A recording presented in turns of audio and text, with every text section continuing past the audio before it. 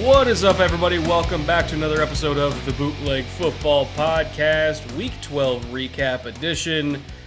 We are going to be talking about a lot of football this week. Unfortunately, the Steelers and Ravens game is not one of the games that we'll be talking about because as of the time of this recording, even though we're on a Tuesday night, it still hasn't been played. We're assuming it's going to be played tomorrow being Wednesday, but that's still not 100% confirmed. But yeah, we're going to see how this goes. We still have a lot of other games to talk about, a whole bunch of Week 12 things that we got to roll through. Before we do that, though, EJ, buddy, how you doing, and what are you drinking tonight? I'm good. I'm hanging in there. We're getting a late start on a Tuesday night, but we're good for it. That means we'll go into the wee hours because I'm going to guess offhandedly that it won't be a short podcast. Anyways, you guys love that, and we love making them for you. I am fine. I have an English beer tonight from Moreland Brewing that was established in 1711. Yes, the year 1711. That's not their address. And it is the Old Speckled Hen Fine English Ale, which sounds like a very proper English name. It's actually named for the paint-spattered MG runabout car they use at the factory, which I think is awesome. And it is a 15-ounce nitro can, 440 milliliters if you're from the kingdom. And I've had it before. I'm looking forward to it. And my shot of the week is an iced shot of Milagro Silver Tequila. Wow, look at you. Well, I'm joining you with tequila for shot of the week. I got Cazadores with me tonight. Not chilled. I always forget to chill the glass. That's on me. I know, party foul, but that's on me. It's on me. Rookie mistake. It's okay. We'll coach you up. My drink tonight, because I am dog tired. As many of you that watched the Eagles video on Carson Wentz I put out this week, I had gnarly bags under my eyes, so I am drinking coffee to keep myself awake to get through this whole podcast. Because in typical bootleg fashion, I don't think it's going to be that short. So I got my caffeine, I got my alcohol. Surely those things will mix well. And ready for a great show. First thing we're going to talk about, we got a point after for the first time in a while, because I got a lot of comments saying, Brett, why didn't you talk about Packers Colts last week? Do you hate the Packers? Is it your love of the Bears and EJ's love of the Bears is keeping you from talking about the Packers? No, we don't hate the Packers on Bootleg Football. Maybe we resent the hell out of the Packers for beating the snot out of the Bears all the time, but no, we don't hate them. So on the point after, I do want to talk a little bit about Packers Colts, and my main takeaway from that game is that when the Colts defense is healthy, when they're at full strength, or at least relatively full strength, they are a very, very, very good defense. They forced 4 turnovers in that game. Indy had almost 35 minutes of time of possession. They only really won because they were able to generate those turnovers, taking away as many possessions from Aaron Rodgers as they could, flipping field position, just keeping Rodgers off the field, because obviously he can tear anybody up. There was a really good pick from Rocky Sin in cover 2 where Rodgers tried to hit that honey hole and kind of left it a little bit short, and Yasin was able to close ground and pick him off. That was a huge play in that game. So big ups to the Colts defense. I know they just got railroaded by Tennessee this past week, which we'll talk about a little bit, but when you look at all the names they were missing on defense, all the injuries for that team period, that wasn't a full-strength Colts team. When the Colts are full strength, they are a really, really damn good football team, and beating the Packers a couple weeks ago proved it. Yeah, absolutely. We don't hate the Packers. We're both Bears fans. The Packers are, I don't want to say a loaded team, but they have some of the best players at their position in the NFL. You start with Aaron Rodgers.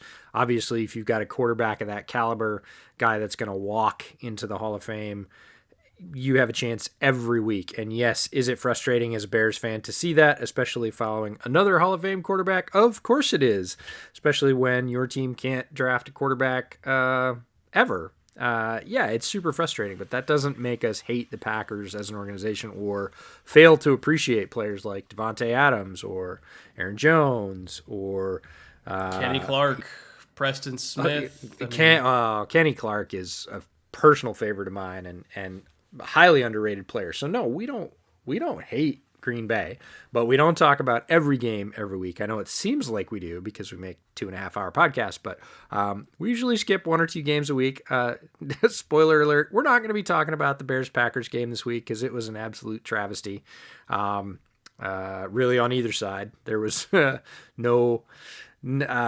no real opposition for the Packers and not a great showing for the Bears. So definitely not a game we're going to spend a ton of time on. It's not because we hate the Packers. It's because really it wasn't that interesting. It was a blowout, and the Bears played poorly enough that their coach called everybody out after the game. Coaches, players, scouts, everybody. So yeah, no, we have appreciation for the Packers, but we will skip at least 1 game per week. Probably not going to talk a ton about the Seahawks-Philadelphia game either, even though it ended up close and had some decent plays. Not a great game to watch. It was almost like watching a Bears game again.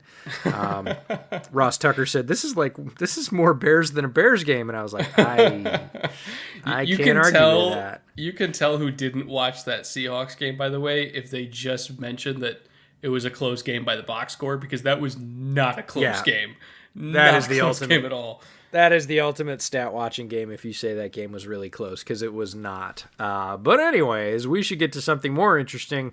Moving ourselves along to last week's bootleg shot of the week results. We'd skipped the week before with the rookie recap. We did not skip last week, and the winner this week is, drumroll please, Chase Young. Chase Young smashing Joe Burrow. Second overall pick meets the first overall pick right near the goal line, forces a fumble. This is not the hit that injured Joe Burrow. We talked at length about that. It was a great play on the goal line. Chase Young absolutely seeing what was up, that Burrow was going to go for the edge, motivating himself over there as few defensive ends can, and smacking Joe Burrow, causing a fumble. Big play early in the game for the Washington Football Club. So, shot of the week goes out to Chase Young. You said you've got your Cazadores. I've got my Milagro. Cheers to you, Mr. Young. That was a fantastic play. Salute. Oh, yeehaw. I'm going to follow that up with a shot of this Old Speckled Hen. If you haven't had it, it comes in a nitro can. Oh, God. Have you ever chased tequila with black coffee? Oh. Actually, I've done one worse. Oh, don't recommend that.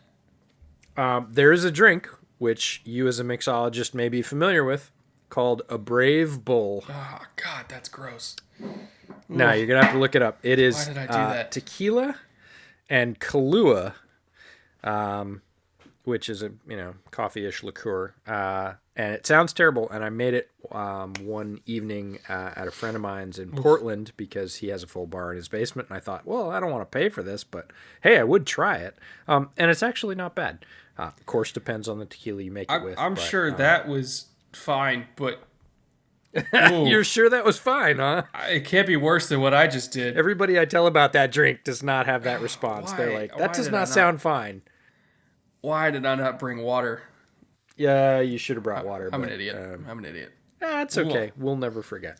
Okay. Anyway, something a little bit more satisfying than tequila and coffee. Panthers Vikings was a hell of a game.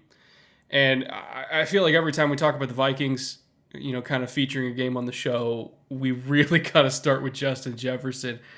This kid's special, man. I'm doing a film room on him this coming week. I don't know when I'm releasing it. I think on Monday. This coming Monday, I think is when I'm getting it out. Man, he is just something special. He's got everything. He's very much in the mold of like a Devontae Adams, except maybe even a little bit more vertical speed, if you can believe it. But a phenomenal route runner, great hands, tough over the middle. That first touchdown he had, I think it was in like the first quarter, somewhere around there. Just absolutely roasting whoever the hell 24 is on the Panthers. I can't even remember who that is, but it was 24, I remember. Just kind of gave him a little nod and a rocker step outside and then darted inside on the in cut and just left him like 4 yards in the dust. He's gross. He's absolutely disgusting. Yeah, he's way too good for a rookie, is what I'll say about Justin Jefferson. He provides everything. He's got a very polished game. He came on very quickly. He heated up and he has not hit any kind of a rookie wall. If anything, he is maintaining that very high level that he established early on. And again, yeah, he's making catches all over the field. He's taken some short screens for big gains. He showed the vertical game down the sidelines, showed some nice in-between the hash mark stuff this week. Tough, has taken some shots, great hands, catches the ball away from his body consistently. Just a very good, smooth player. Good enough that, the Vikings traded away Stephon Diggs to the Bills, and somebody said this week, I think they both won, right? Josh Allen gets Stephon Diggs. He definitely needed a number one. The Vikings replace him with Justin Jefferson on a rookie salary, and nobody misses a beat. Both teams get better. That's a rare trade in the NFL where both teams benefit somewhat equally. And to hold up sort of his end of that bargain, Jefferson's got to be amazing, and he is. I think the one thing you could argue technically why the Vikings may have won it just because Jefferson's going to be cheaper than Diggs, but I mean, for what the Bills needed this year, which was like, I need a sure thing.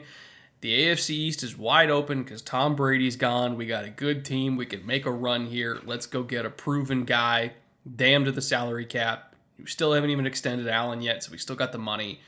Like, I understand why the Bills did it. I understand why the Vikings did it, because they're broke. They have no money. Kirk Cousins costs a fortune, and they can't get out of that contract. They needed a good receiver, but more importantly, they needed a good receiver that was cheap. So it makes sense for both teams. In a vacuum, yeah, you'd want the cheap guy, but kind of looking at the context around the deal of why each team had their motivations, like you said, I don't think anybody lost. It was a rare trade where everybody won. His second touchdown, it was on like a little one-step release, which like some coaches will call it a stretch release, where like you don't even try to like foot fire or anything like that. You just take one jab and then go inside, and then he ran a return route off of that. So it's like jab outside, go inside, sell it hard to the inside, give a nod, and then slam on the brakes and go back outside. And then Kirk threw it to him, and he just, he got the touchdown with yak. And you're looking at that, and it's like, how many 22-year-olds have you ever seen in pro football come in and immediately look like the best player on the field? Like, that's Hall of Fame type shit. I'm not saying he's going to be a Hall of Famer, but I mean... Yeah, no, I mean, he needs the longevity, he needs the production, and he obviously needs to stay in a system where they keep throwing it and they have a quarterback that can do that. And look, Cousins, for all his faults, when he gets hot, he can sling it. And if Jefferson stays around a system like that, stays in a productive system, stays with a productive passing attack, and, doesn't get hurt, he absolutely... It's a staggering debut. I think we can just say that and move on. The Panthers were moving early in this game, powered by the run. They had a couple of really gash runs, which is not something that Mike Zimmer's defense typically gives up, but that's how the Panthers made their early living. They were driving. Teddy got picked off by Eric Kendricks. He's had a couple of late in the last couple of weeks to kill the drive. Kendricks, a very good linebacker against the pass, is starting to be in the right place at the right time. Interceptions are funny. We'll talk about a couple other players later on where they just kind of come in bunches. Sacks are the same way. Guy will be getting close, getting pressures, and all of a sudden he'll start to get home. Mm-hmm. So Panthers got the ball back. Teddy comes out firing to DJ Moore and then hits Robbie Anderson on a crosser versus the blitz, and it was straight man. And he goes all the way. He just keeps on running. 41 yards later, pay dirt. Robbie Anderson gets home for a touchdown. And he's got wheels. I mean, like legit high 4.3, low 4.4 speed. When he's full stride. He opens up. Whew. Long levers, lanky, and does not have a really short, a long period stride like a lot of tall, lanky guys like that do. He can put his steps down, and if he does, it's very hard to get him. And because nobody was right on him when Teddy put that ball on him, that just kind of, it was one of those, you're like, he's not going to, oh, he is going to, oh no, he's going to score for sure. Like, you just sort of look around like somebody's going to come up from the second. No, he's behind everybody. Forget it. That's a score. It was like the Pittman touchdown that he had against Green Bay last week, where it's like you catch a crosser and you just expect a DB to be coming down, and then nobody shows up, and you're like, oh, okay, they're just going to let him go. All right, whatever. Yeah, crossers versus man are deadly, and I mean, Jerry Rice will tell you, right? Jerry Rice made a living on those routes in San Francisco, coming across the middle, and if he had a step, and either Montana or Young put it on him, like all of a sudden it was just Yak City because he would just keep running. And that's the thing is versus man, just keep running. Versus zone, settle down, find your spot, right? And Robbie was in stride, didn't have to stop, and didn't stop until the end zone. Vikes counter with a field goal, close out the first half 10-7. Not a super exciting game in the first half scoring-wise. But then it gets really interesting. Zach Kerr forces a fumble while sacking Cousins. And Jeremy Chin, rookie of note, gets the easy scoop and score. That's all well and good. Good play by Kerr. Great play by Chin. Pick it up. Get it in the end zone. You put some points on the team. Put some points on the board for your team. That's great. They kick off. And the next play, Chin hits Dalvin Cook, stands him up, grabs the ball, rips it away, and runs into the end zone. And according to Gil Brandt, sort of unofficial NFL league historian, longtime Cowboys scout, Jeremy Chin is the first player in NFL history. And whenever you say that, we're starting to stretch into 100 years now. This is a lot of games played, a lot of players on the field.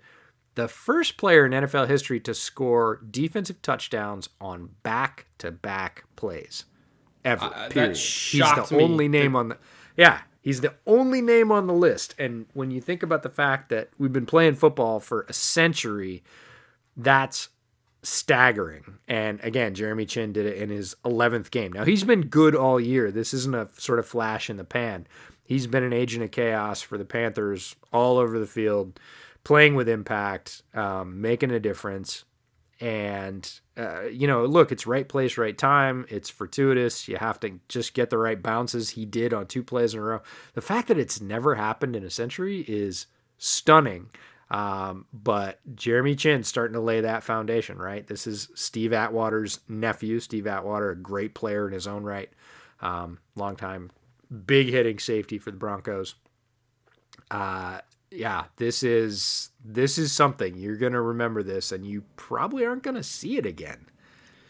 What I find interesting about how they're using Chin, the first fumble recovery, he was playing Mike linebacker and was basically acting as a spy I'm assuming he was green dogging, but it seemed like he was playing Mike and just kind of keeping his eyes on the running back in coverage duty. And then all of a sudden there was a sack. He saw a ball. It's one of those see ball, get ball type things, just pure instinct. And then on the next play, he was playing strong safety and then got into the run fit from strong safety. And then when Dalvin got held up, he just punched at the ball. It bounced right to him. He picked it up. It was like, oh, okay, see ball, get ball. Again, pure instinct taking over. Last week when he was nominated for Shot of the Week, it was at free safety. So, I mean, they're playing him all over the place, which for a rookie that wasn't super polished coming out of college, it kind of speaks to his instincts where they're like, we're just gonna use him and put him in a whole bunch of different places because he's one of those guys where you call it luck, you call it whatever you want. He's always around the ball, and you always think like, okay, well, there's no way that this is sustainable. And then you look up after 7 or 8 years, and he's holding franchise records and this kind of stuff, and you're like, okay, I guess it's sustainable. Like, he just strikes me as one of those players where you can't explain it, but they're just always in position to make a play. Yeah, and we have to take the L on this one publicly a little bit. We liked Jeremy Chin. It's not that we didn't think Chin was a good player or that he was going to be successful or any of that. But when we were talking about best fits, we said wherever he goes, we hope they have a defined plan for him, right? That they pick a role and stick him there and let him, catch up to the speed of the NFL because he's coming from, a smaller brand of football in college. We really think that sort of stability is going to be necessary. Coaches took one look at him and said, nope, we're going to freelance him, right? We're going to put him here. We're going to put him there. We're going to give him a bunch of different assignments. We might give him limited assignments in each role, which is probably the case, right? They're probably lining him up in sort of package snaps But I don't know that, and certainly way more versatility than we were asking for or sort of projecting, and that's on us. Like Jeremy Chin has picked up everything. You're talking about playing sort of at three different levels of the defense. He's done that. He's played very close to the line, almost in a slot force role. He's played whatever you want to call it, middle linebacker, dime backer, robber, and then he's played both free and strong. So you're really talking about playing at all three levels of the defense as a rookie inside of 11 games. And he's made plays in all those spots. He hasn't looked out of place. He hasn't certainly gone up on highlights for being burned. So big credit to Jeremy Chin. We knew he was a talent. He's more than that. He's kind of like Justin Jefferson is on offense, except on defense. He's doing a lot of things well from a lot of spots all over the field.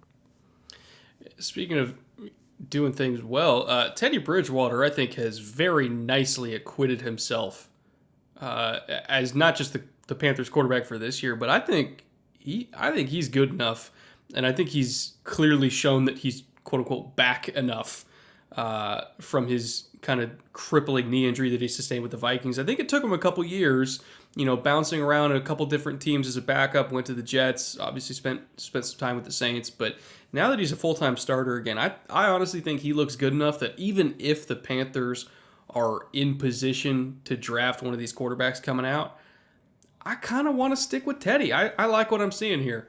Oh, man, you're going to make me cry this early in the podcast. That's not fair, man. That is just not fair.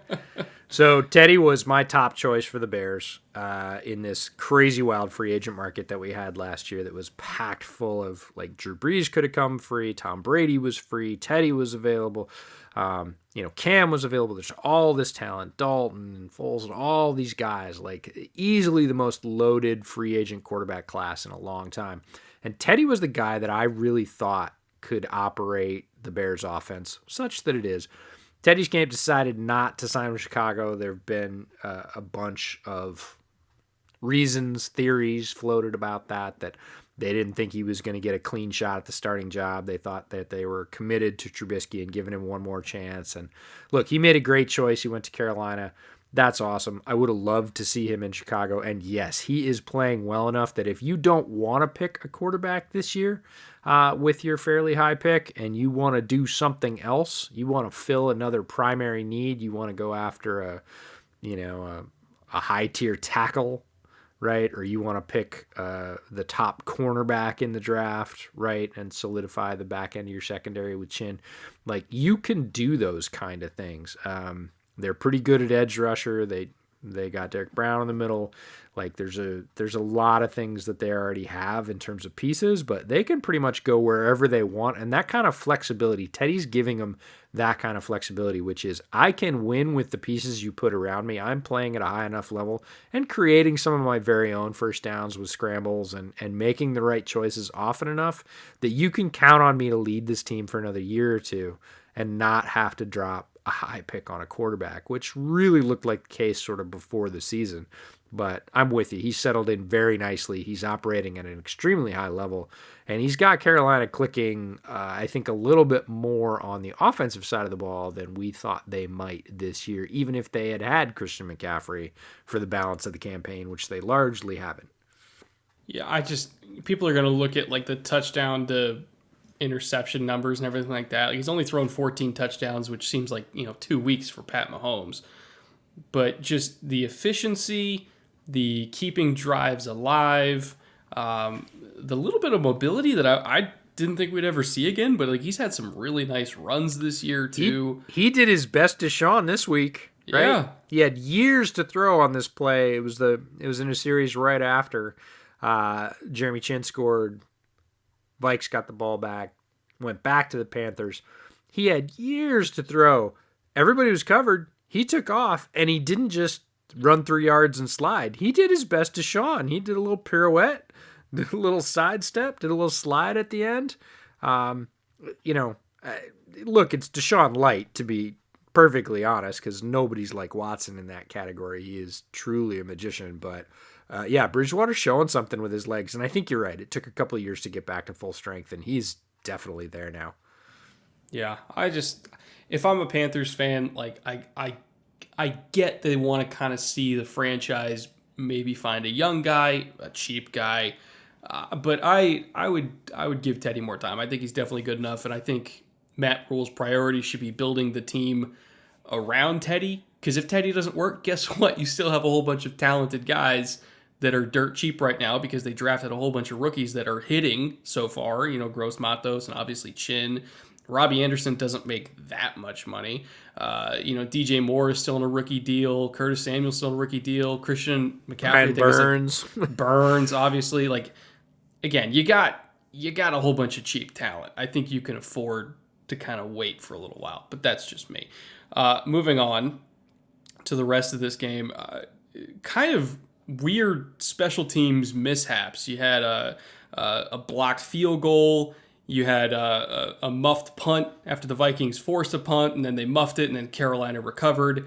And EJ, I did see you put foreshadowing alert here. Why don't you explain the foreshadowing that you think from that muffed punt? Yeah, so the Vikes this is a tight game. The Vikes force a punt, which they haven't been great at throughout this game. Again, we talked about Teddy's effectiveness and efficiency and the fact that they were scoring from deep. Vikes finally get a stop, right? They force a punt, and Chad Beebe muffs it. Carolina recovers deep down the field. And yes, I put foreshadowing alert because if there was a script writer in the NFL, this is the kind of thing that they would write. Like, ball bounces off Chad Beebe's chest. Carolina recovers. They're celebrating. This looks like the break they're going to need. They take over deep in Vikings territory. They only get a field goal, but they lead by 6. Now, that's the perfect setup. Like, if you're writing this as a fiction writer, like, this is what you're writing, right? 1 point away, touchdown will win it. Guy muffs the punt, other team recovers. Vikes drive the field against soft coverage, and Cousins hits who else but Chad Beebe for the TD, right? He gets immediate redemption, puts the Vikes ahead. Game's not over yet, but like that's the big story. Teddy has no timeouts, but he gets this huge completion to Curtis Samuel to make Vikings fans basically pee their pants around midfield, about 33 seconds left. Panthers have a 54-yarder to win it, that's a reason. We're not talking about a 65-yarder here, right? 54-yarder to win it. They're inside Vikings Stadium, right? And Joey Slide doesn't even give it a chance. Like, he blows that ball wide left, which is thoroughly disappointing for him. Look, it's crushing for a kicker, but great game. Came down to the last kick. Again, Teddy puts him in position to win they take over like 45 or 48 seconds. He gets this huge completion, almost a 40-yard completion. It was a great ball too, because it was like Tampa 2 coverage, and then I think it was Kendricks kind of bit a little bit on the number 3, and Tampa 2 is supposed to stop the deep post in the middle of the field. But if you get that Mike linebacker to bite a little bit, and Teddy saw he bit just a tiny little bit, and then under pressure, like he was hit as he threw and dropped a dime to Samuel at midfield in between both safeties, and Samuel did a good job to kind of hold on to it while getting just blown up by Harrison Smith. But again, I understand the stats aren't sexy, but Teddy's making throws like that in the end of every single game. Like, when the Panthers lose, they don't lose by much. They lose like this, where Teddy gets them in position, they have a missed field goal. Like, there's tiny little mishaps throughout the game that add up. But the Panthers, they're a lot better than their record indicates. Yeah, they're really close. And if you add up that sort of average margin of or average difference between win and a loss, like, Panthers have got to be near the top of the league. Certainly don't have the stat in front of me right now, but they have lost a lot of close games. They've been in more games than they haven't, for sure. They've not gotten blown out a lot. And again, a couple additions here and again, a little more familiarity, second year of a system. They're going to be tremendously dangerous. Add CMC back into the mix to make some of those explosive plays, and the Panthers are looking really good. Yeah, I mean, when you look at their losses this year, the first time when they got blown out by the Bucs, actually they got blown out twice by the Bucs, but those are really their only bad, like more than one possession losses the entire year. They only lost by 4 to the Raiders, and then they lost 17-31 to the Bucs in week 2. So they started out 0-2, and everybody's like, oh, here we go, but They beat the Chargers, who are obviously a scrappy team themselves. They beat the Cardinals, who are a good team. They beat the Falcons. They only lost to the Bears by 7, back when the Bears were semi-half decent. Functional. They lost to the Saints with Drew Brees by only 3. They lost to the Falcons when they had Julio by only 8. Again, these one-possession losses. They lost to the Chiefs by only 2. Then they got blown out by the Bucs again. They pushed the Chiefs. That was an impressive game for a young team. Yeah. Their losses, other than to the Bucs, for some weird reason, their losses are not bad. This is a good team. I really can't wait to see what they're doing in a couple years, because they got a lot of cheap talent, a lot of good talent, and a quarterback that knows what he's doing. So a lot of people question the move to get rid of Cam. I know I certainly did, but they're not only making it work, they're making it really, really work. So again, big ups to the Vikings for beating a good team in the Panthers, and big ups to the Panthers for hanging in there. That's been kind of the story of their season. They have a lot of moral victories this year. Yeah, and those are the kind of teams that really set themselves up for the year after, right? Those teams that play tough, are in games, hang in down the stretch, get a couple of surprising victories or moral victories, like the pushing KC late in the game. Those are the teams that you look back the year after when they're sitting at 6-2 and go, oh yeah, we probably should have known that. They showed us and we just didn't listen. So keep an eye on the Panthers. Next game, we're going to talk about 49ers Rams. This was a staggering game. 49ers are a rolling hospital ward at this point.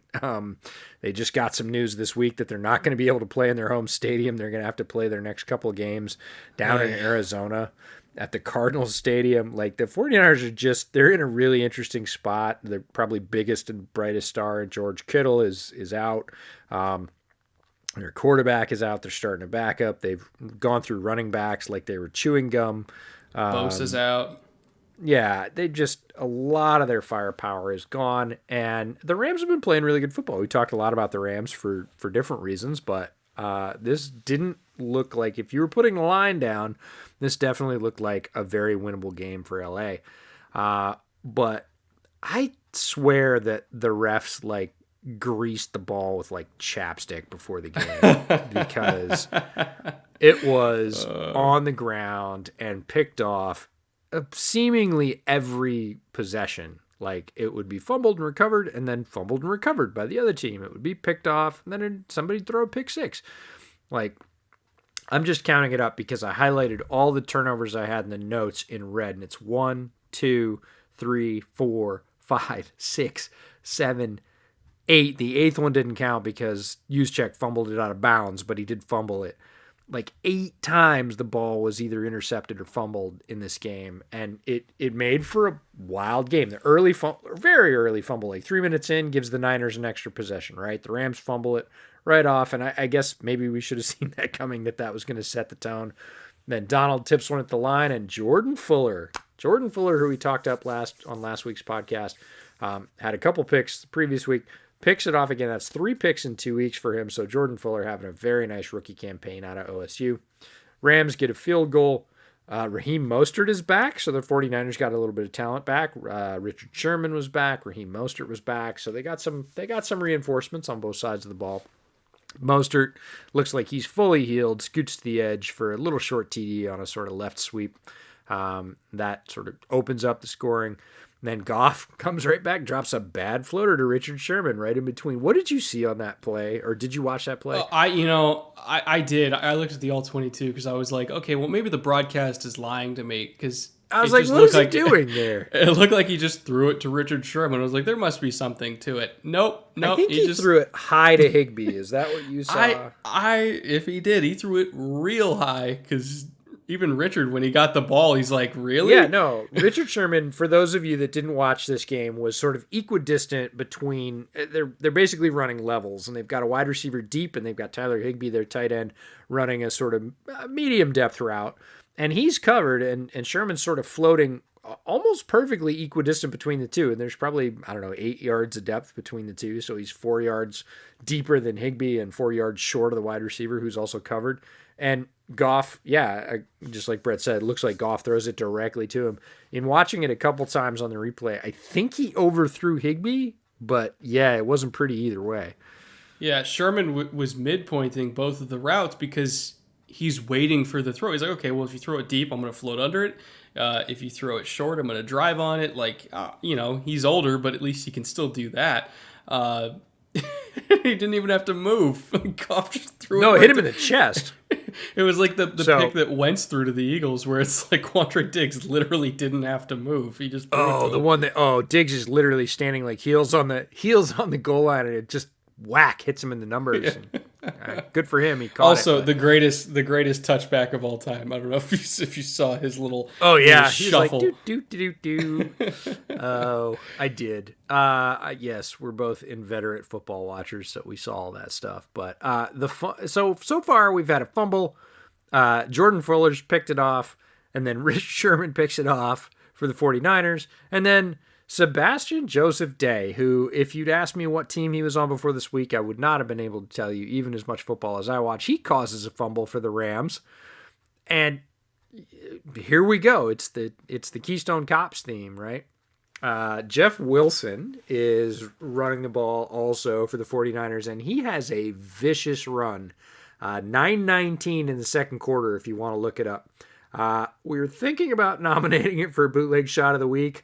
It was that good, but he does lower his head a bit. Couldn't exactly tell if he hit with the crown of his helmet, so we left it off. But Jeff Wilson pops the Rams defender. Like, he definitely got the better of that particular interaction. And then, of course, Jared Goff has to fumble it. The Niners That's recover. What he does. But we're already 4 turnovers in. Robbie Gould misses a 50-yarder, very uncharacteristic. Goff gets pressured. The 49ers pressure was pretty good in this game. And he throws a pick six to, let me check my notes, Javon Kinlaw? And it was such a heady play by Kinlaw too, because Kinlaw drew the double, and he knows that even for as big and as strong as he is, if he's getting double teamed by 300 pounders, he's not going to get to the quarterback.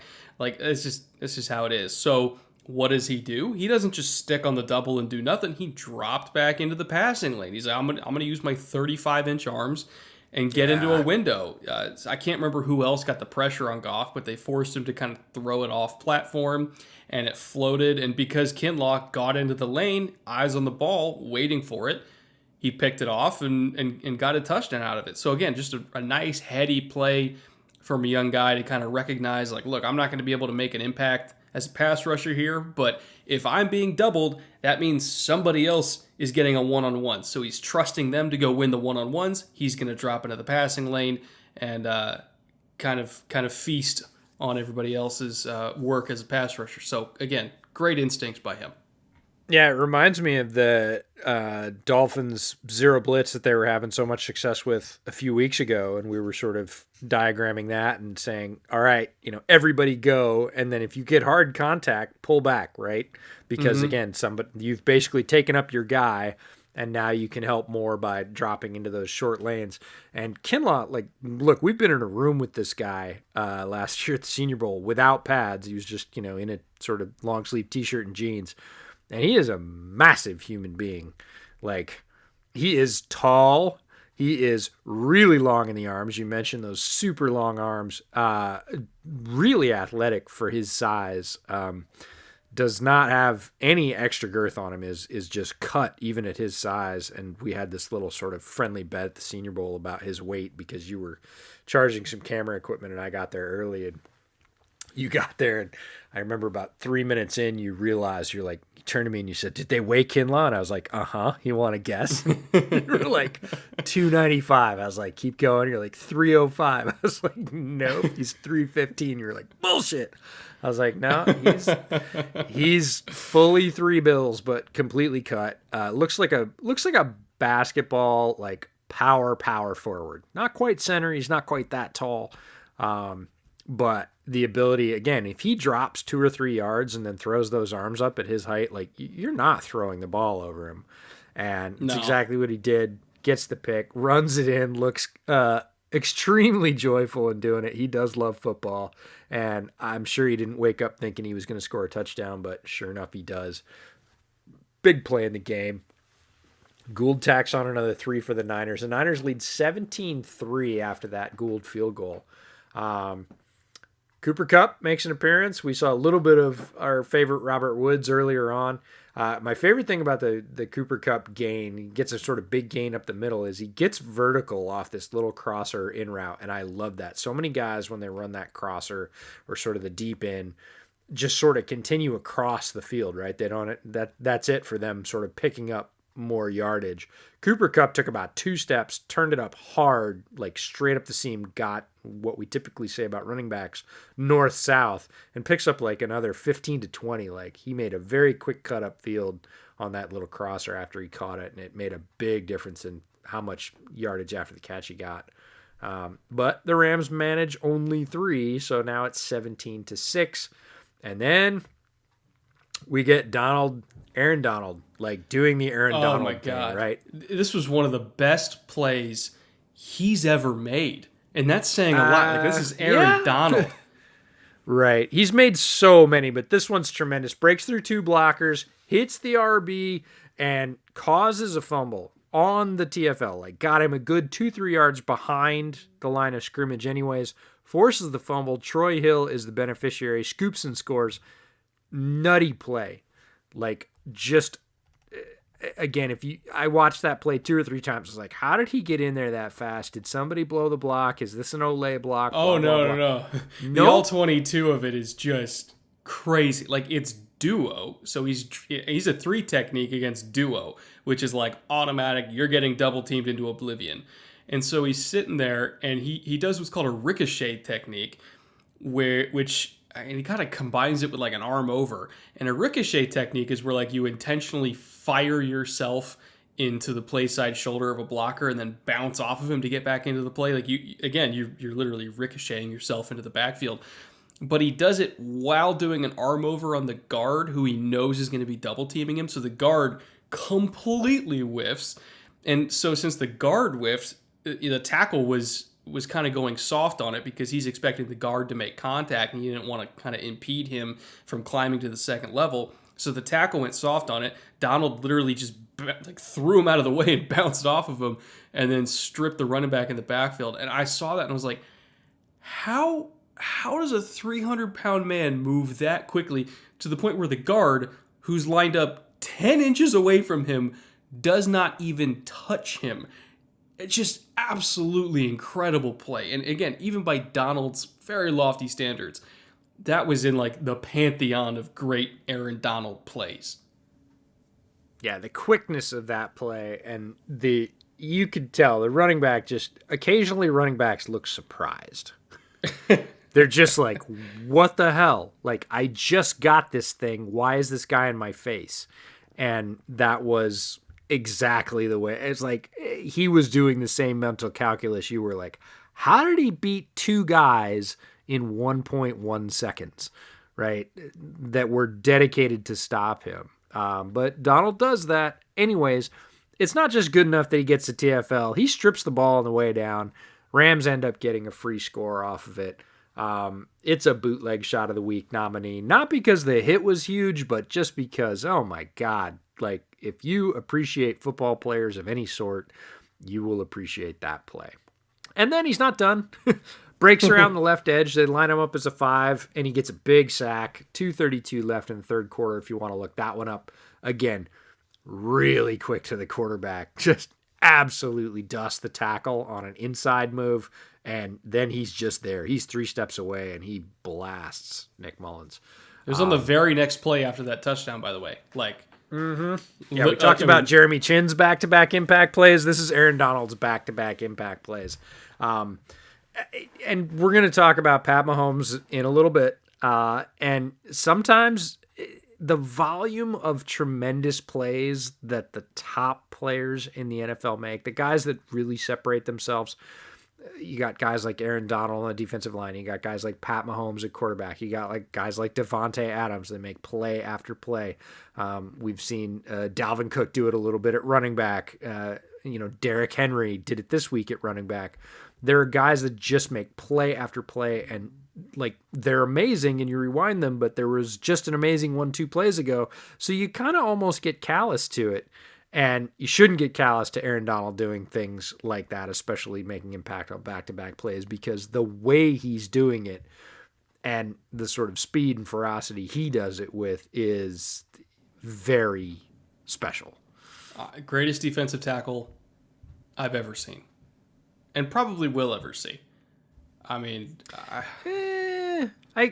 don't know that I can say that because I watched Reggie White play a bunch of ball. I guess it depends if you count Reggie as Reggie was in everything, Yeah, Reggie was anywhere you want to put him on the defensive line, and he can beat everybody up and down the defensive line, and he can do it with ungodly strength. He did not have the quickness or his hands were very good, but Donald is just a different animal. He's quite different, I think, than a lot of other defensive tackles in that he's in the mold of a 3-tech. Like, he's a classic sort of slashing 3-tech, but that's not everything about, like, that's selling him very, very short. When he was coming out of Pitt, I said, oh, he's John Randall.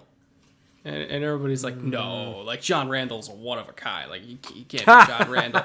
And then it's like, oh, no, he's better than John Randall. Okay. Yeah, I thought he was better against like the double team than John Randall. But it is interesting. Like, he's clearly one of the top, I would say, 3 players in the NFL right now.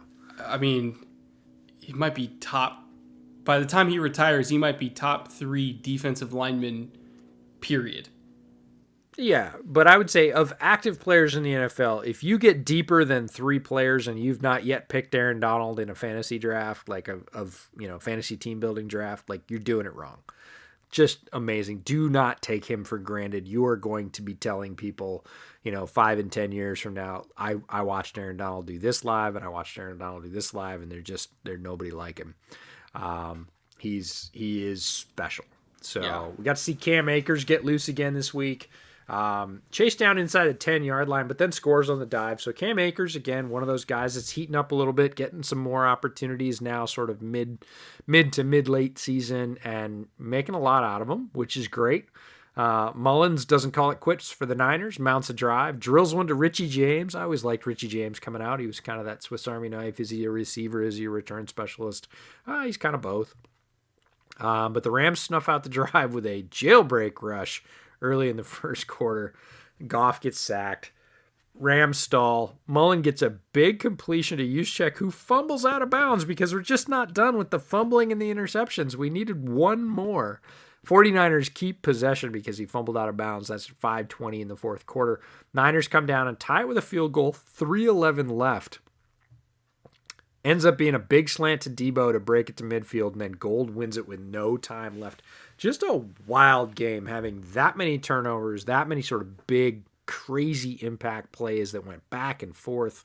Certainly not the prettiest game to watch, and I would say one of the more unexpected games of the week for me. But a fantastic football game, a wild finish, one with no time left on a long field goal. A lot of very interesting and cool plays on both sides. I'm sure the Rams are smarting a little bit. I bet they thought they had the Niners right where they wanted them. And boy, Shanahan, he's doing a hell of a coaching job with a lot of losses. One of my favorite tweets from the weekend, I can't remember who sent it, but they're like, you could design an entire offense around Debo Samuel running slants. And I don't disagree. I mean, he's incredible at it, and he's so good after the catch. I don't know which corner was on him, whether it was Ramsey or Williams. They've both been phenomenal this year, but I mean, he's just doing like a little motor release, or some call it a foot fire release, where you just da da da da da da da da, and like you just kind of freeze the corner and then burst inside. And he's so freaking explosive. Like between him and Ayuk and Kittle and all the running backs that run 4-4 for them, they have a type. They have a type, which is just yak on yak on yak. Which is good, right? That they understand their system and that they are drafting players at those spots. They're not all the same. That's not what we're meaning to say. It's that at those spots, they know what they want. And we highlighted this in our divisional previews this year. We said, look, they're going to be fine at running back no matter what, because they have 4 or 5 guys that all do the same thing. And that's exactly what the scheme asks them to do. And all those guys can do it. So they're set. I don't care if you know their names or not. They've got a conveyor belt of them. And sure enough, they've used every one of them this year. And receivers are kind of the same thing. They want guys who are a little bit versatile. They want guys who are explosive after the catch, who run strong. That was one of Ayuk's major calling card traits this year in the draft, is his competitiveness after the catch is second to none. He does not want to give up on any snap. Samuel's the same way, big physical guy that is willing to break tackles. And the offense is sort of predicated on that. It's built on that. And the 49ers know that, and they go get those guys. And kudos to them for doing it, because there's a lot of teams that draft talent that don't fit their schemes. The 49ers are not one of them. Yeah, the mind meld that the front office there has with the coaching staff is easily one of the best in the league. And that's why, despite all of the adversity they've gone through this year, they're still only 5-6. They're barely under 500. Kyle Shanahan should honestly be nominated for Coach of the Year, because there's a lot of other coaches out there that would maybe have won 2 games at most under these circumstances. It's been incredible what Shanahan's been able to do, and they don't get enough credit. But yeah, wild game.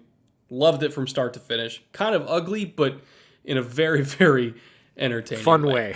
It was very fun way. It wasn't Bears ugly or current Eagles ugly. It was fun ugly. And with that being said, before we move on to our last highlighted game of the week, I do want to take a moment to thank our sponsor, Mack Weldon. Mack Weldon is a premium men's essentials brand that believes in smart designs and high-quality fabrics. Mack Weldon offers a one-stop shop for all of the men's basics out there that you need: socks, shirts, hoodies, underwear, polos, active shorts, whatever you need in a wide variety of customizable fabrics like Air Knit X, Dry Knit, and Warm Knit. Mack Weldon has you covered. And they also created a totally free loyalty program called Weldon Blue. In level 1 of Weldon Blue, that gets you free shipping for life. And once you reach level 2 by spending up to $200, Mack Weldon gives you 20% off of every order that you make for the next year. I've personally got a whole bunch of stuff from Mack Weldon myself in my closet. My favorite item is easily the Ace hoodie. It's the only zip-up hoodie that I wear these days, to be honest. But it's kind of like a perfect blend for the California winters that are chilly but not really cold, which I guess for everywhere else in the country is just a little 2-week period in spring and fall, but for California, that's half the year. So I love that thing. And EJ, I know you have some stuff too. Yeah, absolutely. I've got the Air Knit X boxers, the 8-inch. Love those things. Extremely comfortable underwear. If they are clean, I'm putting them on. And if they're in the drawer, I'm digging down to try and find them. All-day wear comfort, well ventilated, moves well. One of the most comfortable underwear pieces I have. Yeah, just everything they make is super well made. And if you want to try it out for yourself, you can score big this week at the start of the holiday gift buying season and get 20% off your first order at mackweldon.com/bootleg and enter promo code bootleg. Plus, if you spend $75 or more, you'll get a free silver mask as well. So that's mackweldon.com/bootleg, promo code bootleg for 20% off your order. Promise you will not regret it. And with that being said, EJ, let's move on to our third and final highlighted game of the week, which I know we highlight most games, but these are the ones that we drone on and on and on and on and on about. And honestly, there's very few games that I can think of that are worth droning on about more than Chiefs Buccaneers. This thing had everything. I mean, we had Tyreek Hill having a historic first quarter. We had Pat Mahomes doing Pat Mahomes things. We had some great defensive plays. We had angry Tom Brady. We had dominant Tom Brady. We had Gronk making a vintage appearance with 100 yards on the game. I mean, it had everything. I know the game seemed out of reach for the Buccaneers for most of it, but in terms of losing efforts, I gotta say, I was pretty encouraged by what I saw from Tampa. This game was awesome. They definitely came back. It seems very much like Tom Brady took all the talk during the week, because there was a lot of it of, hey, he doesn't match Arian's system. He's not completing the long pass that Arian needs to make his offense work. Seems like Tom Brady took a page out of the Michael Jordan book and, did the Michael Jordan meme about it. And I took that personally, right? Because he was gunning in this game. But we had a game earlier like this year with Kirk Cousins for the Vikings where he got like outplayed, but he had a great game, right? He was slinging it. He was completing. He had a ton of yards, bunch of touchdowns, but he just got outplayed. Brady was kind of the same thing. Like, he just ran into a buzzsaw named Patrick Mahomes, and that combination, that sort of preternatural, just empathic connection between Tyreek Hill and Patrick Mahomes I think that's the primary connection between QB and receiver in the NFL right now, and I don't think you can argue that point. Like, there's a lot of good connections. Talked about Cousins to Jefferson. Certainly, people talk about Russell Wilson. It used to be to Lockett. Now people are starting to shift that to DK. Like, I get it. Those are all good arguments. Nobody's touching Mahomes and Tyreek Hill right now. They are on another level, on another plane. And Hill had it's fair to call it massive first quarter. I know you tweeted about this. I was watching at the same time, and you were like, excuse me? Couple of 100 yards, couple of touchdowns. Yards. It's just this stuff, again, don't blink or you'll miss it. This isn't going to happen again. Hit that first quarter that he'll put up. Like, a lot of people think, oh, it's just Patrick Mahomes and some fast guy. I hear that a lot. Tyreek Hill, he's a speed guy. He had a very tough catch over Carlton Davis, who is a tremendously physical and talented corner, who is playing well this year. And look, Carlton Davis knew he was signed up for a long day. They matched him up one-on-one with Hill for most of the day. That's a mismatch for Carlton Davis. He is a big physical corner. He prides himself on the jam. If he doesn't get his hands on you, it's going to be a rougher day. And Hill look, he's a Ferrari. He's a speedster. He's a cheetah, whatever you want to call him. But he's also very physical, and he showed it in that first quarter. But yeah, if he gets loose, you're not catching him. He has that kind of speed. And there were, a couple of throws, obviously, with that many yards. The Mahomes bomb to Hill is a rocket. It's a 75-yard touchdown. He probably throws it 60, 65 in the air. And it's a rip. It's an absolute Patrick Mahomes fastball, right? Famously drafted in baseball. Great arm, and he guns it, and Hill's fast enough to keep up with it, and the Bucs cornerbacks just sort of look at it. I don't want to say helplessly. They were there, but they weren't close enough to make the play, and it turns into a 75-yard touchdown.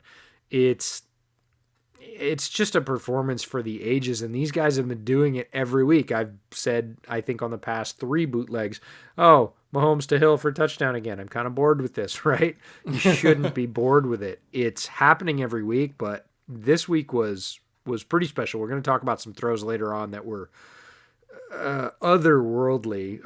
One of them a big deal for a touchdown. One of them a sort of nondescript throw that was amazing, but a lot of people aren't going to pay it any attention because it wasn't a big stats throw, didn't result in a touchdown. It did sort of, you get lulled by all the flash. And speaking of flash, Casey ran a triple reverse, and then Kelsey tried to throw it to Mahomes in the end zone in the first quarter, and a linebacker just stood in between him and knocked it down. It was kind of an ugly play, and Casey settles for 3 there. The fact that they only win by 3 sort of comes back on that play when, it felt like they had 3 chances to score, and then they blew it going for the 4th option, right? Yeah, there were a few plays that Kansas City, quote unquote, got away with. But again, because they can score from 75 yards out in one play, they can do that kind of stuff. Like, they can afford to miss on their trick plays. We had this discussion a while back where it's like if the Bears ran it and they miss an opportunity, you'll be okay, well, massacred. Well, it's like, okay, well, they're going to lose because they just blew all their, every bullet they had, they just emptied it. Whereas with the Chiefs, they just kind of do that stuff for fun. They don't have to do it. They just do it because they can. And if it doesn't work, they're not really in trouble because, again, they're so explosive. They're just as comfortable in 3rd and 13 as they are in 1st and 10. It doesn't matter for them. They play by different rules for everyone else. So if a touchdown turns into a field goal because they missed on a shot, they don't care. They don't care at all. They honestly... I know that we like to say that Tampa had a much better defensive second half, and they did. They doubled the shit out of Tyreek Hill. They doubled Travis Kelce, and they said, okay, go beat us with everyone else. And they almost did. We had there was a seam ball, I think to Mecole, I think it was, that was dropped that would have been a wide open touchdown. There were some penalties that put him in like 2nd and 30. Like part of the reason why Casey's offense, quote unquote, got stopped in the second half is they took their foot off the gas a little bit. The receivers not named Tyreek and Travis were making mistakes, and the offensive line was holding like crazy. So it's one of those things where it's like Kansas City beat themselves as much as Tampa beat them in the second half. That's how damn scary they are, is that you have to hope for holding and drops and just little mistakes just to even have a shot to get back in the game. Yeah, I fully agree, and we should talk about the other side of the ball. We talk about the Chiefs a lot, but the Bucs had a bunch of good plays. JPP with a strip sack of Mahomes. I don't know about you, that was almost startling because Mahomes always gets away. He always escapes. He always ends up getting a completion past the sticks. It's just so regular now that when you just see him get nailed by JPP and strip sacked, it's a little startling, a little off-putting. But JPP, John Pierre-Paul, great season this year, putting up stats, making impact plays. And like we said, Brady, I think, took that I can't throw deep or he can't throw deep talk pretty seriously. And Brady to Gronk is as pretty as it ever was. He hit him down the middle seam for 22, something like that. It was, it was New England all over again. Little nostalgia for folks of, pretty seam route tight end passing. The other person I really want to talk about is Rojo, the running back for Tampa. He looks more special this year than I think I've ever seen him. Coming out, I thought, hey, he's a good running back, but he was in the clear middle tier for me. He was definitely not anywhere near the top guys the year he came out. He has started strong this year and I think increased it. The little outlet pass that he turned into this sort of amazing high-stepping, high-wire act down the sideline sort of started to say, is he tickling that upper tier of guys that are really difference makers at the running back position, the Kamaras, the Cooks, the CMCs when he's healthy. He has shown, and it wasn't the only play he had in this game, another big bursting run up through the middle, late third, early fourth. He has that special quality to him this year, and it's really making him stand out. I haven't seen that from him before in college or the pros, and he's making a difference. So we saw Chris Godwin get lit up and start to really make a difference. Bunch of big grabs in a row. We saw a couple TDs to Evans, both of them on long throws. Brady was launching to get to him.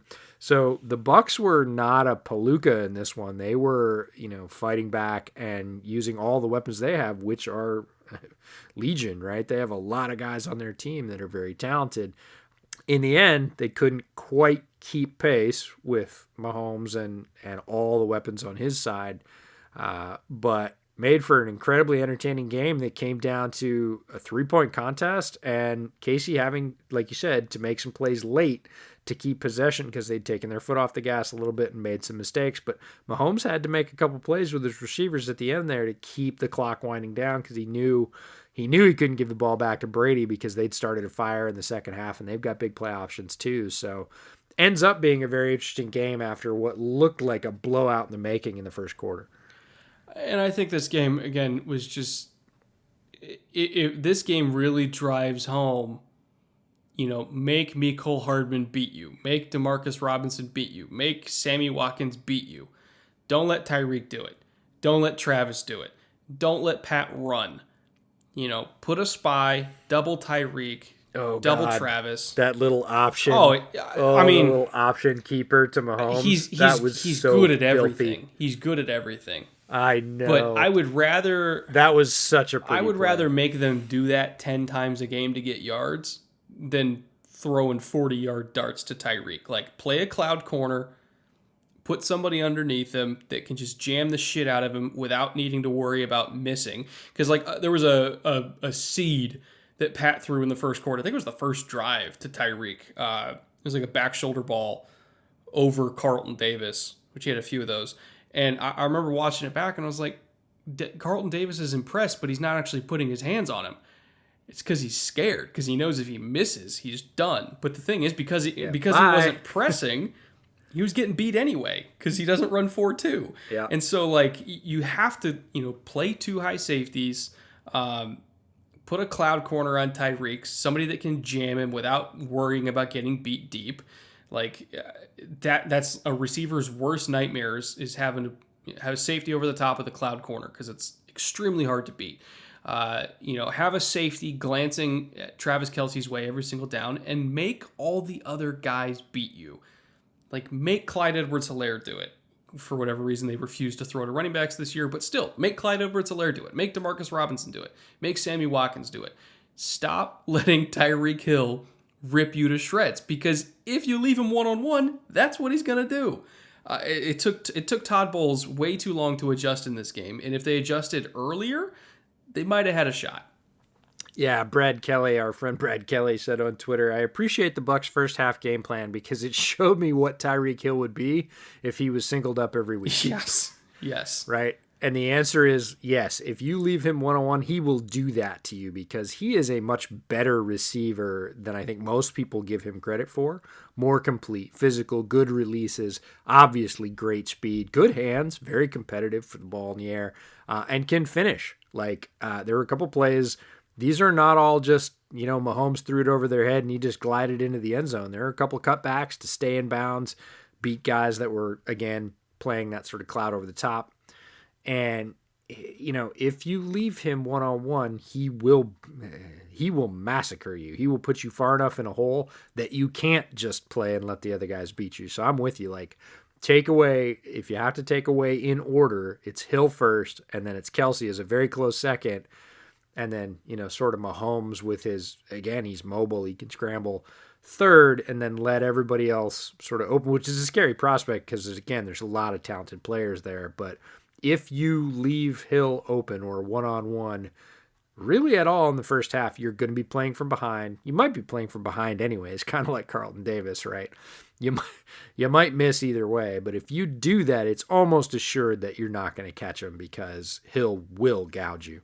Yeah, it's just I'm curious to see if defenses are going to learn, if other teams' defenses are going to learn from this, and how teams attack them in the playoffs. Because obviously, regular season is regular season, but when you get into January and you're getting a potential rematch with the Raiders, who had some success against this offense, well, quote unquote success. They still scored 30 points, but still, they had success.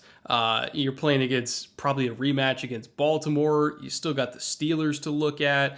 Like, there are some really good defenses in the AFC that are going to be looking at this game and saying, okay, we'll take some notes on this. We'll see if this works. So again, very curious to see what happens in the future. But yes, a couple more things to talk about in this game. Brady's interceptions are starting to become a little bit of a problem. Not all of them are his fault. There's deflections at the line of scrimmage. There's miscommunications with his receivers. But it's things that never really happened in New England, and now all of a sudden they're happening in Tampa. And it's kind of interesting to see how the disciplined, mistake-free machine of New England versus the kind of loosey-goosey Bruce Arians kind of culture. And you can almost see Tom's frustration with it at times, where receivers aren't doing exactly what he expects them to do after spending 20 years in the same system, where he always knew exactly what receivers are going to do. Like, particularly his connection with Mike Evans. Like, I know he threw a couple touchdowns, but there was also an interception that was directly caused by Mike Evans doing something not quite the same way that Tom expected. So then he held the ball for an extra little bit, and then by the time he finally threw it, it got deflected and then picked. That was the Tyrann Mathieu interception, I believe. But every single week, there's some sort of mistake or miscommunication on side adjust with Mike Evans after 3 months into this season, and it's still happening. So the interceptions are becoming a problem for Tom, but in particular, the miscommunications with his receivers are really becoming a problem for Tom. And weirdly enough, I'm not seeing it get any better. Yeah, he's pressing. He was pressing in this game, and he came up with some success. Look, he had long completions to Godwin, to Gronkowski. He had a couple of nice touchdowns to Evans, but he did go back to the well sort of one too many times. He unloaded a bomb to Godwin, got that one to Evans down the sideline. Then tried it again down the sideline, and he got picked. And he seemed to be saying, look, I can throw it deep, but I'm going to throw it deep, right? I'm not going to take the check down because everybody's saying I can't do it. And look, he's famously, ferociously competitive. He heard that stuff, and he came out gunning, right? And when you're gunning like that, you're going to press it. You're going to throw up some 50-50 balls or what might actually be 40-60 balls. And again, if you throw in that little bit of miscommunication or lack of familiarity or lack of that sort of drilled true understanding of if this happens, you'll do this, and you're going to get some of those toss-up balls, and it is going to be frustrating for him because he has been used to the other, right? The regimented, the rigorous for 20 years, and now it's like, hey, give it a rip. And I know Bruce Arians is happy that they put up the 24 points versus KC, which is a talented defense, but Brady's not going to be happy with that because he's going to think more about the misses than the hits, I think. Yeah, I'm just kind of waiting for it all to click. And Tony Romo put on a brilliant performance as a color analyst in this game because he was kind of explaining how Tampa almost started to look more New England-ish even like as the game went on. And he seems very confident that they're going to kind of change their mindset, or rather just kind of focus more on efficiency than flash throughout the rest of the season, just based on what he saw in this game. So I'm curious to see if that actually happens, because usually when Tony Romo says something, he's right. He sees the game at an unreal high level. So that's kind of something to pay attention to is Tony correct in terms of seeing an offensive shift for Tampa? And if he is, if they kind of change their mindset a little bit, will that work out for them to be a more efficient offense as we get into December? Because right now, efficiency is probably the main thing they need, and just kind of playing mistake-free football. Yeah, it's a fundamental sort of clash at the highest level, right? It's Bruce Arians saying, I like it done this way, and Tom Brady saying, well, I'm more comfortable / I like it done this way. And what we see down the stretch is, going to be indicative of who won. Yeah. Right? And that's just a fascinating sort of dance to watch, because I think Tony's probably right. I'm with you on this one that, good coaches are going to say, okay, my personnel is more fit to this particular system. I'm not going to force it on him. We'll see if Arians and his staff make that switch. And if they do, I think they have a really good chance, because look, Tom has more talent around him on offense than almost any season in New England, right? They made do with a lot of spare parts in New England, and Tom made that click with that rigor and that system. But look, there weren't any Mike Evans, Chris Godwin combos in Foxborough, right? I think they had like the closest to it was Moss and Welker.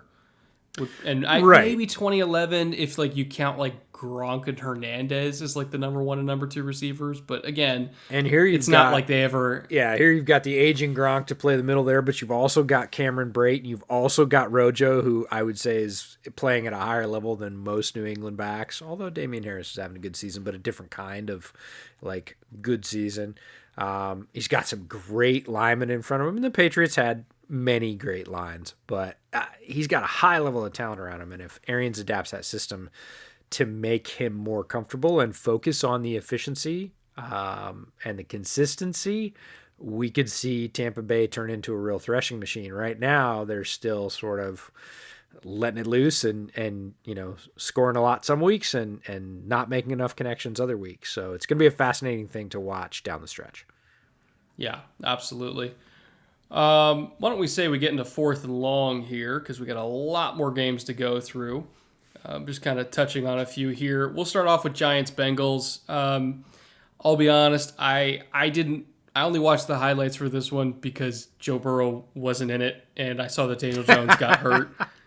So I was like, okay, we should talk about that in general. That at this point in the season, we're probably like, I watched all the games this week, but starting probably next week, I'm probably not going to watch all the games because look, some teams are pretty well out of it, and there's always interesting games to talk about. But we're gonna have to start to shift, especially myself. I'm gonna have to start to shift to draft prep and looking at players that are going places like the Senior Bowl because that's coming up as well. So. We're gonna start to trim down on the game recaps a little bit in future weeks, but I did watch Giants Bengals. Probably 2 or 3 really interesting things in this one because again, Joe Burrow was out of it. The New York Giants, speaking of adjustments, have adjusted to using Evan Engram. They didn't do it for the first half of the year.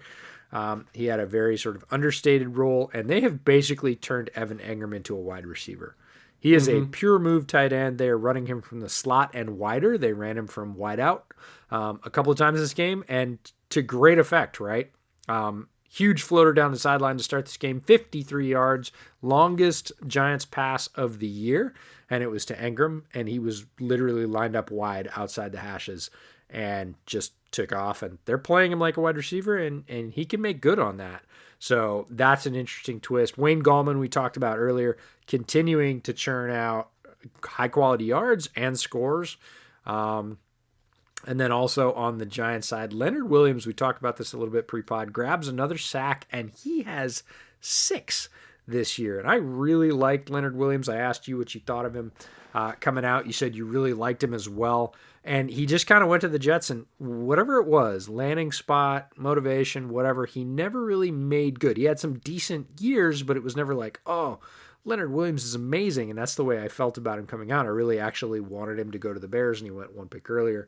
But he has 6 sacks this year. And again, he got traded in a weird trade to the Giants last year on sort of a half-year rental. Didn't have a great year, and everybody said, oh, that was, wasted capital by Gettleman. And this year, new staff, and he looks comfy. He's picked up 6 sacks, so and has made a bunch of other impact plays. So he's hooked up to the Juvenation machine.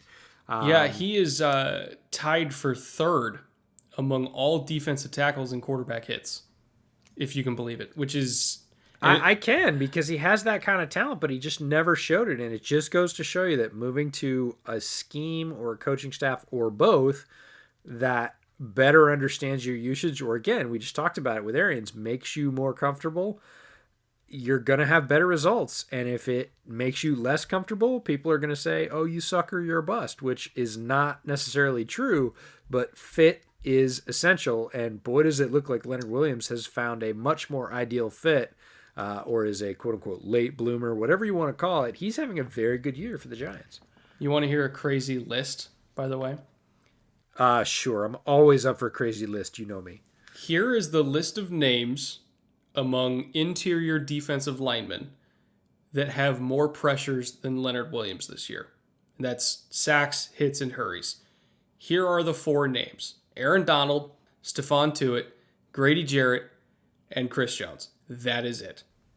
Wow. He's ahead of Cam Hayward. He's ahead of Akeem Hicks, Fletcher Cox, Buckner. Guys like Jeffrey Simmons, who had Jeffrey Simmons missed some time with injury, but was just a wrecking ball early in the year. So yeah, very impressive. And I think because he's playing on a not great Giants team, a lot of people aren't paying attention to that. And I understand that. Like, look, I get it. It's no fun to watch teams get shellacked every week. Ask me, I know. I'm a Bears fan.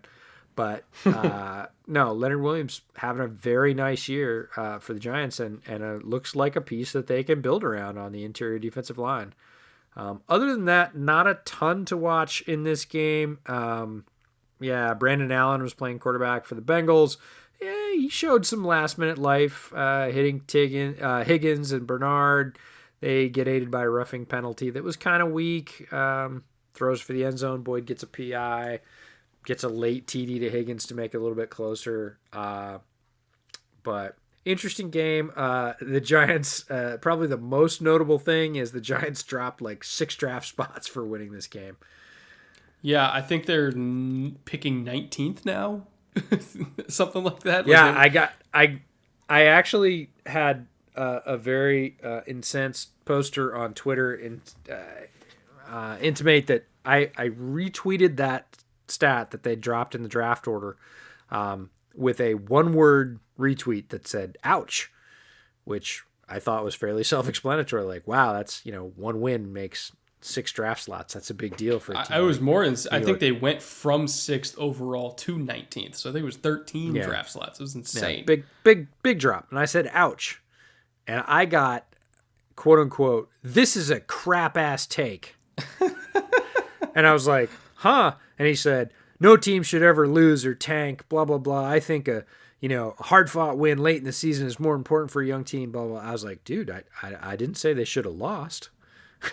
I didn't say they should throw in the towel. I just said, hey, they won a game, and woof, the price for winning that game's pretty high. Like, that's a fact, I thought. Anyways, yeah, I was surprised by that, but kudos to you, random Twitter guy, for calling out a quote-unquote crap-ass take that was all of one word that just said, ouch. That's Twitter for you. Yeah, Twitter's a fascinating place. All right, Cards-Pats. This was the Alabama alumni game. We had Damian Harris, Kenyon Drake, and Drake Kirkpatrick all playing prominent roles. Interesting game, came down to the wire. Another field goal wins it, sort of at the buzzer. I would say very different performances from Cam Newton and Kyler Murray, but both effective. Kept their teams in it. Running games on both sides were a big deal. Obviously, Kenyon Drake had a big day for Arizona. Damian Harris had a very good day for the Pats as well. Kenyon Drake just really sort of an afterthought. In Miami, gets traded to Arizona. Everybody says, how's he going to fit? Is he going to be a complimentary piece? Is he just holding a space for somebody else? Turns out that Kenyon Drake kind of gets it with Cliff Kingsbury talking about fit again. And he's a very effective piece in their attack. Like, I think he's more, I don't want to say necessary, because look, running backs are fungible and, easily replaceable. But Kenyon Drake sort of gets it with the Cardinals, and he is a very productive piece for them. Yeah, I mean, the name of the game for him has always been kind of like lateral agility and burst and kind of, making stuff happen in space. And that offense is so wide open and so spread out that he's going to get opportunities in space. And he always kind of, not always, but he pays those off. Like, he's not the kind of guy that you're going to run ISO with. Not if you want to be super successful. Not if you want to be successful. So again, they get him involved in outside zone. They get him involved in crack toss. Getting the ball in space on screens and sweeps and stuff like that.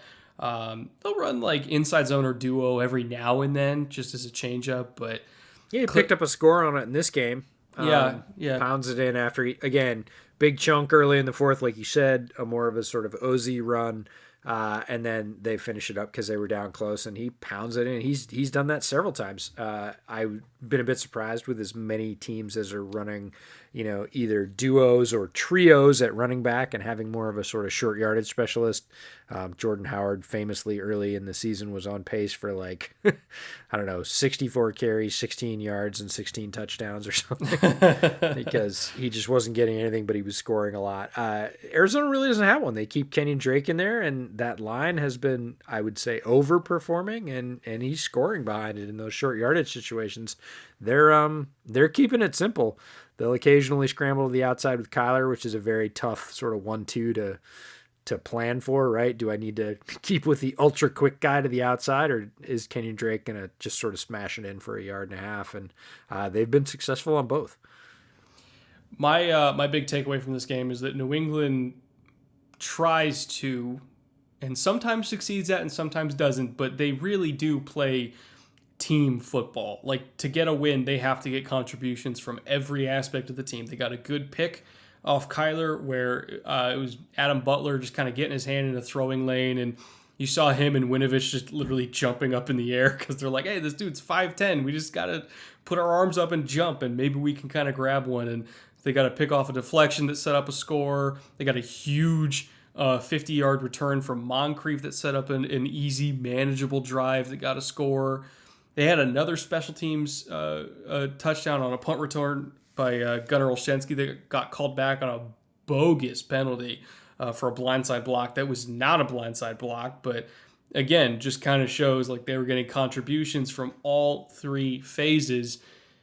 in order to get this win here, and that's kind of how they have to win. They can't rely on offense, they can't rely on defense, and they can't just rely on special teams. All of them need to show up because they don't have a truly elite unit.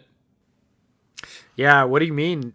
You're telling me that a Bill Belichick coach team is going to play hard in all three phases and for 60 minutes? Like, wait, what? I'm stunned, but you're right. They're not dominating in any phase right now, but again, if they're going to play team football, they can hang in it. They get right down to it, and again, they rely on special teams. Nick Folk wins it with no time left, so Patriots come away with the victory over the Cardinals. Next game is Chargers-Bills. Herbert starts off where he's left off, rips an early one to Keenan Allen for the score, but they missed the extra point. Little weird Sunday in terms of quite a few extra points missed, some fairly easy field goals missed as well. And then I know you wanted to say something about this. The Bills run that little orbit screen and turn it into a wide receiver pass. This was a dirty play. And we've seen a whole bunch of teams kind of build off of that return orbit motion. Like we saw the Niners and the Rams and all these people like run an option run with it where, like, for instance, when the Niners do it, it's like Kyle Juszczyk's motioning and then he immediately turns around and sprints out as like a lead blocker while you have a receiver running orbit. And then all of a sudden they started doing the orbit motion where like, for instance, Juszczyk would then run around the quarterback while you have a receiver running underneath on a screen. So they kind of like switched positions on the motion. And now you have a return motion from a tight end, and then you have Cole Beasley getting an option pass like they're running QB counter, and then all of a sudden Beasley throws it down the field for a touchdown. So like it's like the same sort of kind of look with like a motion that looks similar of like a guy sprinting and then stopping and then turning around and running the other way, and you expect it to be an option run because that's what everybody does with it, and then you get a pass behind it. Like, it's just little kind of nifty things that Brian Daboll does to take a trend in the league and then turn it on its head. Just I love watching this Bills team, man. They're fun to watch. Yeah, my favorite thing about that was literally being able to hear the Chargers defensive backs in your head go, oh, shit. Right? They start coming up on Beasley, 3 of them. They start coming up on Beasley. They all take a good, hard 2 or 3 steps, and then he rears back, and they're like, no. He just lofts it. Gabe Davis wide open in the end zone. So, again, a team that's getting a contribution from a lot of its offense. Obviously, Josh Allen, we talk about a lot. Both of their running backs, Singletary and Zach Moss, has really come on, had some good plays in this game as well. Wide receivers, we talked about Stephon Diggs, Gabriel Davis, Cole Beasley. They're really getting contributions from all over the offense and have looked just sort of in sync and in stride for most of the season. Allen had a little rough patch there for a couple of games where he kind of forgot his clock. Looked a little bit rusty on the Bosa sack again. Allen's clock looked like he just sort of forgot that it existed. Bosa had a little bit extra time to get to him. But Allen scores on a keeper, which is definitely part of his game. Big, strong guy who we know can run very, very well. Josh Kelly had a couple of big plays in this game in a row. Big burst to get the Chargers down to the goal line, then dove in for the score. Did you know he had that kind of vert, by the way? I mean, he got up there. I didn't, but he cleared the line easily. It looked like a sort of Peyton-esque dive, and I know that's going to be sacrilegious to a lot of fellow Chicago fans, but go back and watch it. Like, I did not know that he had that kind of vertical. We got a little inside scoop on Josh Kelly from a friend of mine that works at UCLA, and he had said things like, look, super hard worker, walked on, got a scholarship, ended up playing a significant role for us. Great guy. Didn't really talk about the athletic gifts, but he's got them. The burst down the sideline to get him there was it definitely showed that. And then, I was a little taken aback by the hops, but scored easily. The Bills 1-2 punch of Singletary and Moss looked great in this game. Singletary was banging over some guys, but lost a ball again. That fumble thread running through all of Sunday. And then field goals instead of touchdowns. That we talk about that every week, but both of these teams settled at some point for field goals when they probably should have had touchdowns. Herbert gets sacked and fumbled, but got it back, didn't lose it. He got intercepted by Tre'Davious White later on. It's a lot of back and forth in this game. But I know that you wanted to talk about the Chargers head coach and his quote-unquote management of game clock. So I have a question for the Chargers fans that listen to the podcast, and you can feel free to respond in the comments below. How are you people still alive? How do you deal with this every single week? I mean, the sheer mismanagement from a professional coaching staff is incredible. I mean, people rag on the end of game sequence, and I'll get there, but at the end of the second quarter, when the Chargers had the ball, they were already down by 11, so they're trying to drive and get some points because I think they were getting the second half kickoff. It's 3rd and 9 from almost midfield. It was from their own 45-yard line. Herbert gets a 7-yard gain, so they're just over midfield on the Buffalo 48. Again, inside of a minute, they had 2 timeouts, and they wait 15 seconds. Like, it's just tick, tick, tick, tick, tick, tick, tick, tick, tick. And then they call a timeout. So I'm like, okay, well, it's 4th and 2. The offense was out there. Maybe they just didn't like the play that they had called and they wanted to get a new one. Nope. Then they put out the punting unit. So it's like, hold on. You stopped the clock for Buffalo, who still had 20 seconds and 2 timeouts to work with. You stopped the clock for them so that you could punt, rather than just running it all the way down and punting, or taking a delay of game and punting just to make sure that you wouldn't give them a touchback. Like, maybe you can get a coffin corner, whatever you want to do. But, hey, you're midfield, so either you're going to go for it or you don't. You're already down by 11.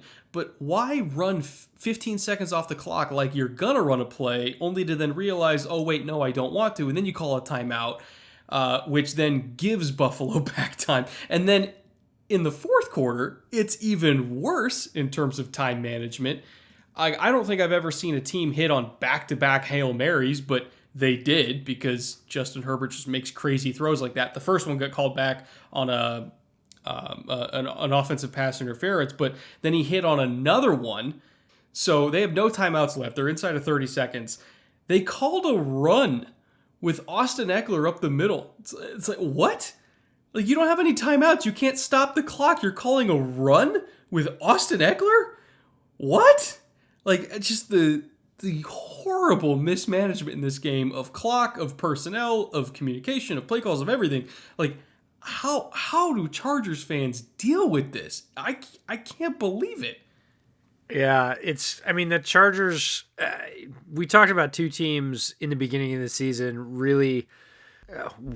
It's not even fair to say not earning victories, really, snatching defeat from the jaws of victory. And it was the Falcons, and they did it on a historic level in 3 games early in the season. And then the Chargers kind of did it on a quieter level, but more consistently. We talked about them too, that, there's a game they could have won, and they were close, but they didn't get this. And, people say things like Chargers are going to Charger, and, hey, it's just LA, or they used to say it's just San Diego. Like, they've come to expect it. It's kind of like the Cubs fans before they won the World Series, right? Anything would go wrong with the Cubs, and they're like, oh, here we go again, right? And I feel like I have one Chargers fan that I work with, and he's very much like that. He's been a Chargers fan for 20 years, and, he's... this is what he knows, right? This is all he's ever known, and it's sort of fait accompli. Like, this is going to happen. Yep, this is the big deal. Nope, it always happens to us. I mean, they feel very much like Eeyore to me at this point, and I would really like to see them not be that way. Like, it's going to rain again. Like, they have Herbert now. Like, Herbert is a bolt out of the blue, and yes, Bolt, I realize Chargers, yeah, sure. But, look, it's 4th and 27. On that second Hail Mary, he escapes a sack. Like, he's in the grasp, he spins away, big, tall, athletic guy, runs to the edge, and then launches one as only he can. It's caught at the 1 yard line. Like, that gives you every opportunity to score points if you're gonna. But when you have all these other things, it's not that they don't have talent. It's not that they don't have, a real advantage now in Herbert. It's that you got to do the little things well to win games, and the Chargers don't. I mean, it's... Bill Belichick, if he had this roster would be like 9-2 right now. Like, Yeah, I'm not arguing. It's incredible how much their coaching staff is holding them back. It's unlike any other situation in the league. Like, it almost supersedes the Jets to me, because the Jets obviously are also lacking in talent. Like, it's not just a coaching issue. They're very, very thin. The Chargers are freaking loaded, but they're still awful. They have talent all over the field. They've drafted very well. They've developed pretty well. And you're right. With a small change in consistency, or what you and I would probably term professionalism from the coaching ranks, the results could be very different. Whereas with the Jets, they'd be a little bit different. Like, the Jets would have picked up 1 or 2 more wins, maybe. Whereas the Chargers would have picked up like 4 or 5. Yeah, I can't handle it. On to Titans Colts. So, look, there's this guy named Derrick Henry, and he's big and fast and stuff, and Tennessee leans on him a lot. None of that is news. What is news is they also have this other big and fast guy that played with some other big and fast guy in college. So A.J. Brown, he played with some Metcalf guy. He's also big and fast, and he's also really important to Tennessee. He's gone off more and more as the season's gone on, and last week he had the quote unquote grown man touchdown where he bucked off like 3 or 4 guys and scored.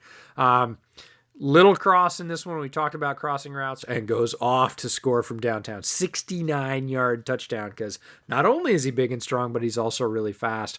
And it got me to thinking, the way we talked about Kenny Golladay as the alpha that really drove the Lions offense, the player that was out there that made them look very different and much more effective, I'm starting to think of A.J. Brown in that role. For Tennessee, he's not quite there yet, where Golladay is clearly sort of the MVP of that offense. If he's there, they do well. If he's not, they don't. The Titans have a little bit more multiplicity than that. But when Brown is there, it is a very different Ryan Tannehill on the Titans offense. He showed that again this week. But Henry, boy, we had said earlier on this podcast in the year that the key for Derrick Henry is just turning him, right? If you can turn him and get him to go lateral, you're going to win. I think he might have heard that because he's winning when he goes lateral now. He went lateral several times in this game and ended up getting big runs as well, not just getting sort of snuffed out to the sideline. Now, that's a little bit about defensive consistency from the Colts, and we talked about that a little bit at the top of the show, recapping the Packers game from the previous week, but he had just a massive game. Like, they call him King Henry, and there's a reason. He pretty much took over in this one. Yeah, my main takeaway from it is, again, I kind of addressed it at the top of the show. No DeForest Buckner, no Okereke, no Ryan Kelly. I mean, this defense, if this game didn't show the value of Buckner and Okereke, I don't know what will, because they are massive, massive difference makers. And it wasn't just them, too. They also were missing, who's the guy who absolutely beat the tar out of Jonah Jackson not too long ago? He was on the COVID list as well. But like, they were down both starting defensive ends. I think their only starting defensive lineman that was playing was Grover Stewart, who, as good a nose tackle as he is, he can't do everything by himself. And Okereke's been a really, really damn good linebacker for them too. And you're missing Buckner, who's one of the best 3 techniques in the entire league that can also flex out and play 5 or 6 for them. He does everything. So it's hard enough to stop this full-strength Titans offense when you have all your best players, but when you don't have all your best players, you got no shot. So I think the Colts are a better team than people think they are.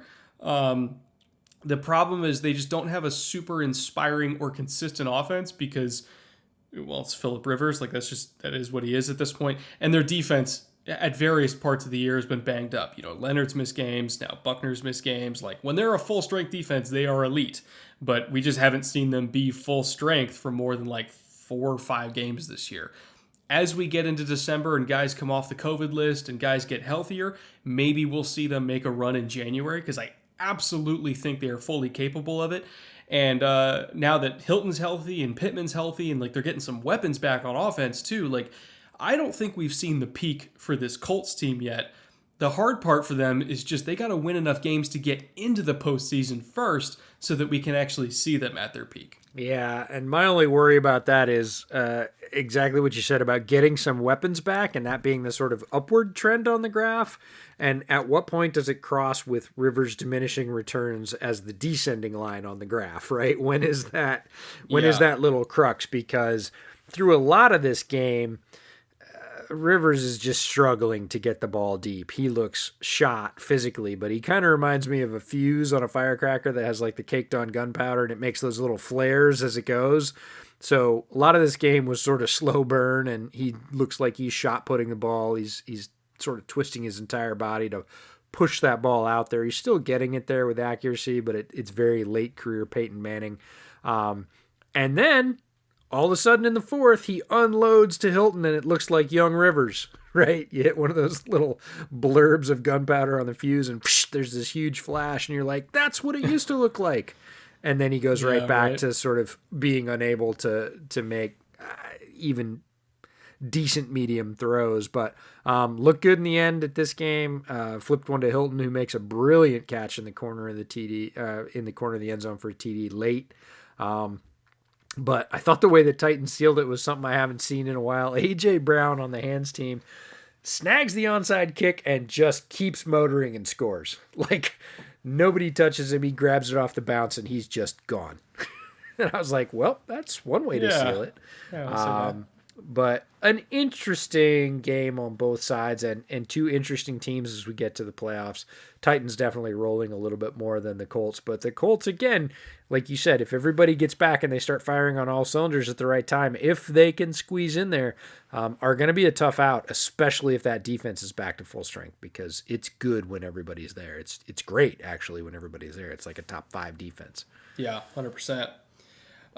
Speaking of top 5 defenses, well, the Falcons are not a top 5 defense, but they're definitely not a bottom 3 defense like they were. Yeah, anymore. That change that's my major takeaway from Raiders Falcons. And the reason we want to talk about this game at all is, again, early in the year, they historically pitched some games away, and it was largely on the defense. Like, they could not hold the lead late, and they ended up losing some, again, the Falcons famous for losing fairly decent leads late, but that is not the case anymore. They have had a month now under their interim coach, and they look like a very different unit defensively. And in come the Raiders, who are playing at a high level, clicking on, I don't want to say all cylinders, but definitely most cylinders on offense. And we get one of those games that's just this is why they play them on Sunday kind of games. Atlanta stomps them 43-6, right? If you told anybody that the Raiders offense, the juggernaut that took Kansas City blow for blow really recently, right down to the wire, was going to score 6 points against the Falcons, I think you would have had a lot of easy money rolling in that said, no, you're wrong. I'll take that bet. But that's the way it ended up. Falcons relied on Younghoe Koo, 7 of 7 for field goals in this game. We don't talk about kickers a lot, but listen up. If they go 7 for 7, we sure do. And the Atlanta defense was really a difference in this game. Big pressure on Carr, forced him into mistakes, sacks, fumbles, interceptions. Just a completely different looking defense that are fired up, playing hard, and most importantly, playing together, getting contributions from guys like Jacob Tuyati-Mariner, who had a huge sack, fumble, and fumble recovery, which ends up being one of our bootleg shot of the week nominees on Carr. Just blasted him, drilled the ball loose, and jumped on top of it, and tried to get up and run it. Not a household name necessarily, but big play in this one, and just sort of emblematic of the change in the Falcons' defense. Yeah, I think one of my favorite notes from this Falcons defense, it was that Stephen Means sack in like the fourth quarter, something like that. I think the game was 12-15 fourth quarter. But yeah, when you look at the lane discipline in that sack, though, they were running something, it's called a gate stunt, which is when you get 2 defensive tackles, it can either be both of them at 3 techniques or like a 2 or a 4, however you want to do it. But a gate stunt is it looks a lot like a twist, but how it is both defensive tackles are both reading the center at the same time.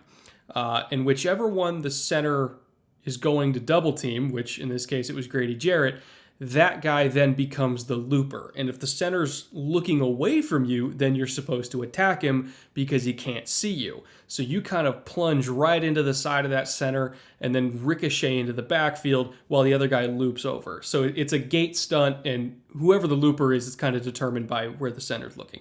And so they run that, and Grady kind of loops around, and then the nose ricochets off, and he kind of forces Derek Carr to step up. You have a wrapper around the back from the left defensive end just in case Carr retreats. And then you have Means, who's using a bull rush to kind of collapse the pocket in from his side.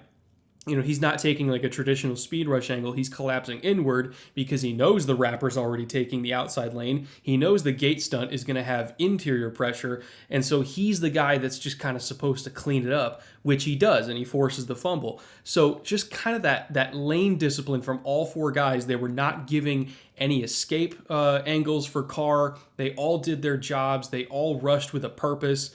And even though Grady Jarrett's kind of the only guy on that defensive line in that particular rep that people have even heard of, the fact that they rushed together as a team, as a four-man unit, it just kind of showed the development and growth of this defense that was not doing that early in the year. Yeah, I totally agree. And they're playing, the back end of that defense is reaping what the front end is sowing. And, we saw plays by Dante Fowler in coverage, right? So there's rush, there's coverage, there's big hits from safeties we didn't see. We saw sort of blown assignments and people running free in the secondary early in the year. None of that now. Everybody running to the ball, a lot more discipline in lanes, not only up front, but in the back as well. And it showed. The Raiders' high-powered offense run tons of weapons. They've got Ruggs and Josh Jacobs and Darren Waller and, Carr we talked him up last week as playing at an incredibly high level, his best since 2016 and probably even better than that. And they come out with 2 field goals against a team that was really in the dumps defensively early in the year. That's the story in this one. It wasn't so much it was a laugher score-wise, but that's a big thing for a team like Atlanta going down the stretch. It doesn't mean they're going to make any noise, but they've made a significant shift with the coaching change. What it is it's a good audition for Raheem Morris. Totally agree. For throwing his hat in the ring. Arthur Blank has said that, he kind of gave him a lukewarm endorsement, like, yeah, if he wins out, I'll consider it. I was like, oh, really? You'll consider it if the guy wins out with this team that's been wildly underperforming? Wow, don't put yourself out there.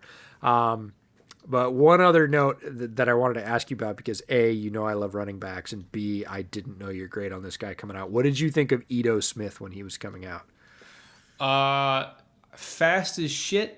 And I didn't have a whole lot else. I only watched like a couple games of his, so I didn't really have a complete notes on him as a prospect. But like as a pro, like as a rotational back, because he's been in Atlanta for a while, as a pro, I've always thought he's a good complimentary back. Maybe not like ever going to be like a mainstay, a 15 to 18 touch a game kind of guy, but you give him 7 or 8 touches, and I really like his burst. I think he could do something with it. Yeah, I was a big Ito Smith fan just for that kind of role, complimentary second, third back on the roster, and he had a couple of really nice runs and a touchdown in this one. And the thing I loved was how the rest of the offense rallied around him in the end zone when he scored. They very much seemed like they were supporting a guy that they thought had earned it. So big ups to Ito Smith. Quick mention on the pod. Great little player. Saints Broncos. Yeah, interesting game all the way around. This one took place in Denver.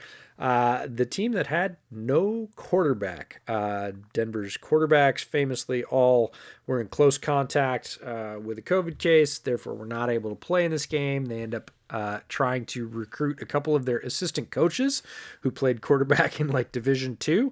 The NFL says, no, you can't do that. You can't turn coaches into players. So they go to Kendall Hinton, who played quarterback in high school and then played some quarterback in college as well, with fairly disastrous results. The Denver Broncos did not have a good day on offense. Not a surprise to anybody that followed this. Played a bunch of Wildcat with Phillip Lindsay, Royce Freeman had volunteered to play a little quarterback. He'd thrown the ball a little bit at Oregon.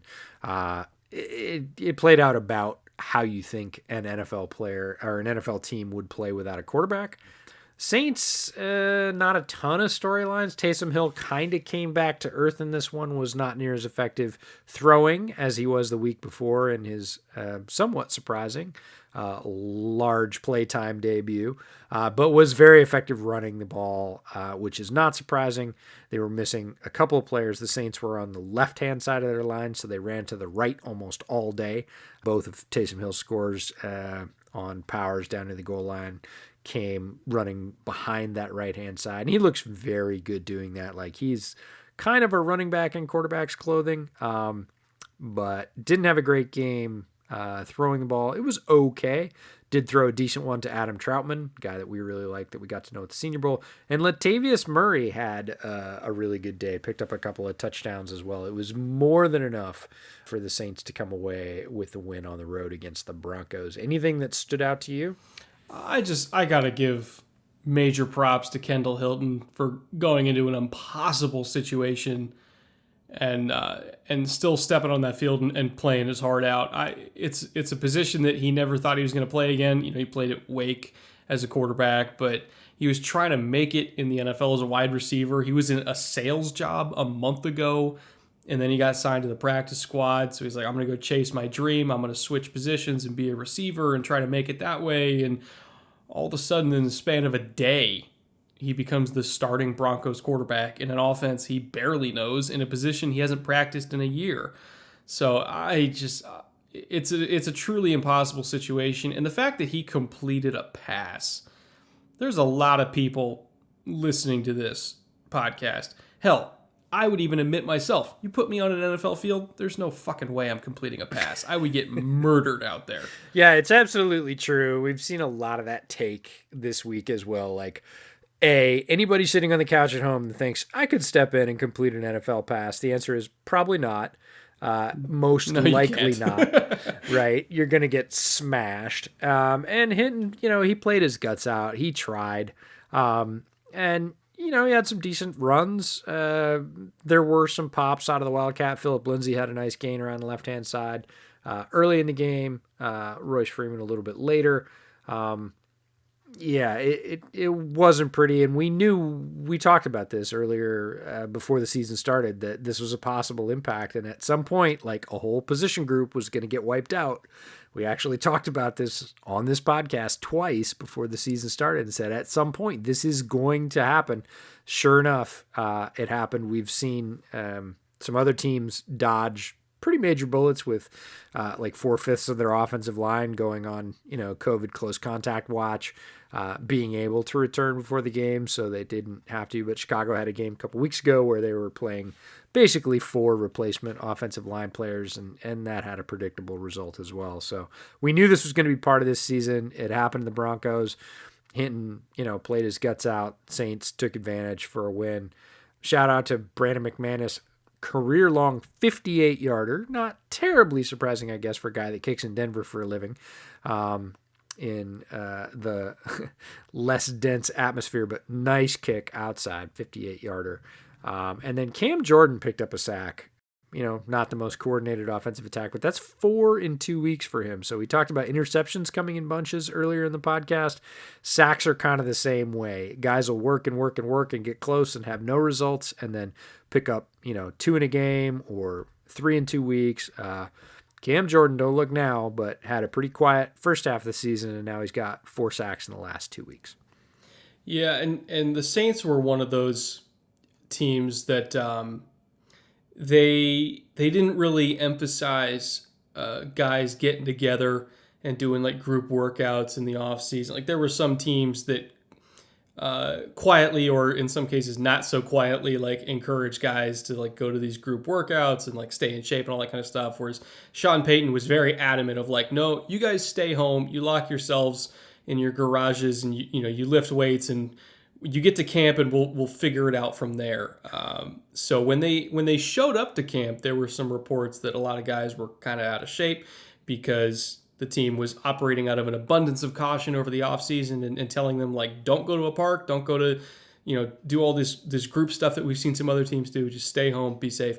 So it's kind of taken, particularly some of their older players, maybe a little while to get back into game shape without true offseason activities. But Cam Jordan, like he's quote unquote in shape. Like I'm not saying he was out of shape to start the season, but he wasn't quite the same guy for the first couple months, and now we're seeing the old Cam Jordan, where it's like, oh, okay, he's gonna show up every Sunday and absolutely kick the shit out of you because he's an elite pass rusher that's probably gonna go to the Hall of Fame. Like now he's back to being that dude.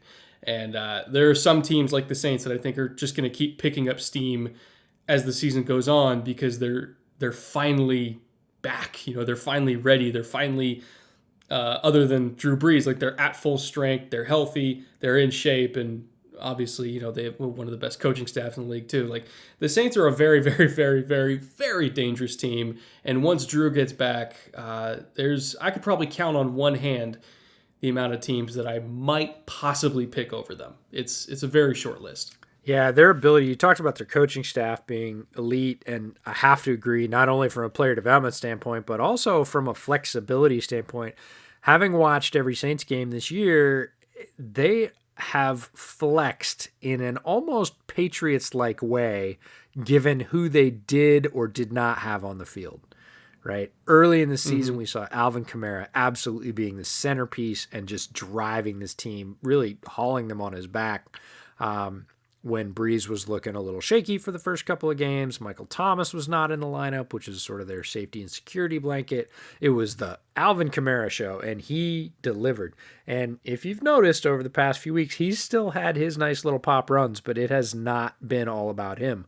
With Michael Thomas coming back in the lineup, they're easing into him. They shifted from Breeze to Taysom Hill. They're doing what they need to with the personnel they have each week to win, and that to me is very... the Saints standing in front of the mirror and the Patriots standing behind it, right? It's that kind of adjustment on a week-to-week basis. They're doing what they can with what they have, and they're winning. That's why Sean Payton's a first ballot Hall of Famer. I mean, you give him lemons, he'll make lemonade every single time. Yeah, they're doing it. He showed everybody last week when everybody I would say it was running probably 80% negative to the Taysom Hill getting a start. And Taysom Hill comes out and plays a very professional football game, right? Completes a lot of long passes, drives the Saints to win. So, Sean Payton, he's no dummy. This is not his first rodeo by any stretch. So that takes us down to the bootleg shot of the week summary from this week. Number one is Jalen Johnson just crushing Alan Lazard on the crosser. We will link clips of these hits on YouTube. Jalen Johnson, perfect. Like Tony Dungy even calls it out afterwards as the commentator says, this is textbook. This is the way you do it. You lower, you lead with the shoulder, not with your head.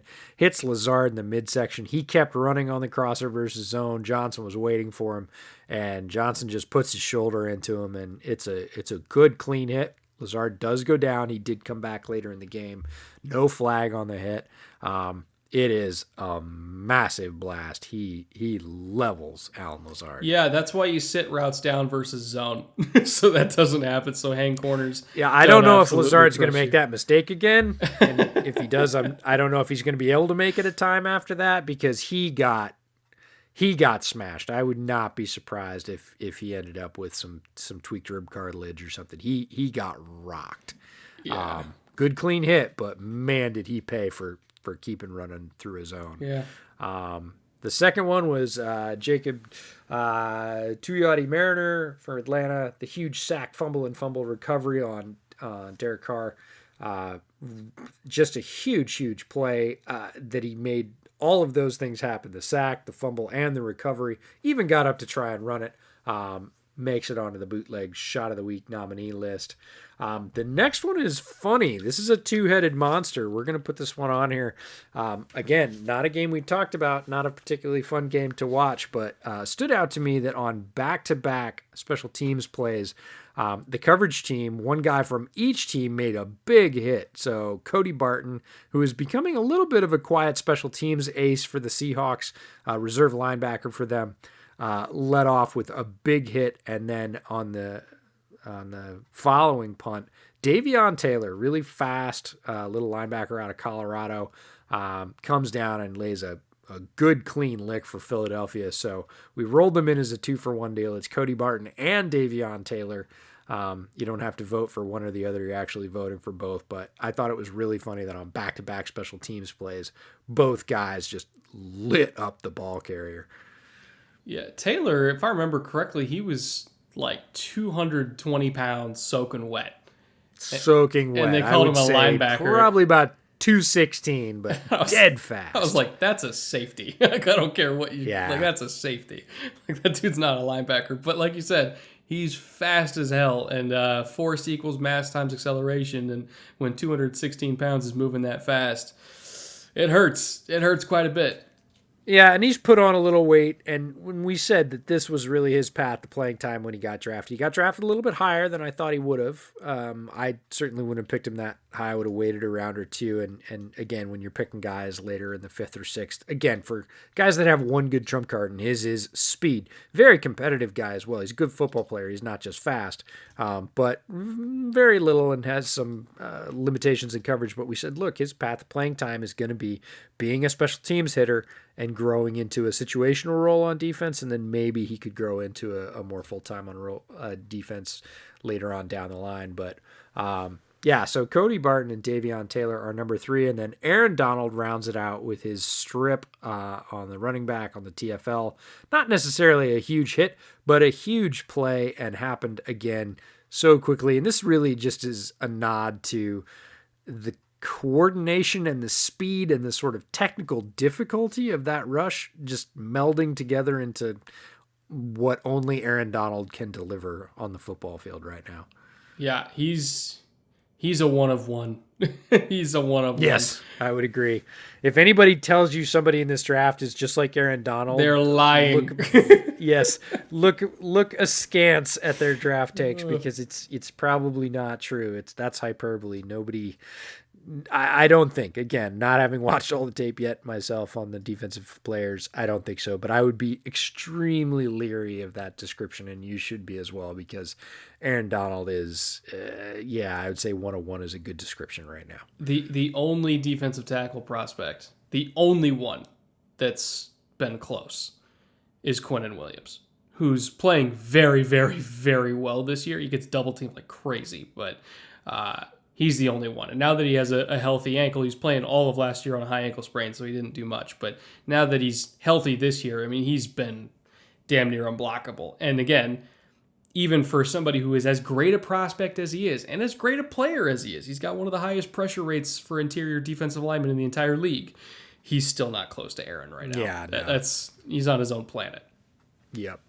Cool. Well, you've got your film room coming up, you said, early next week on Justin Jefferson. I am continuing to churn out Bears over beers. We're really starting to focus on what the Bears are gonna do or should do with their current situation, which is not pretty. If you're a Bears fan, you're starting to realize that the future may be dark for a little while based on salary cap and changes that are likely coming. But we'll be talking about that over the next few weeks.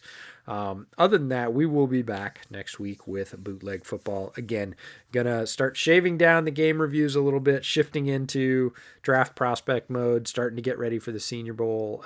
Jim Nagy and his staff have been rolling out those invites. Damn near 100 players accepted so far. So we're really going to get into that. That's when we really kicked this whole thing off last year and had a lot of good time. We've got some interesting coverage plans for that, so stay tuned. And until then, just keep watching, keep listening, and thanks for tuning in.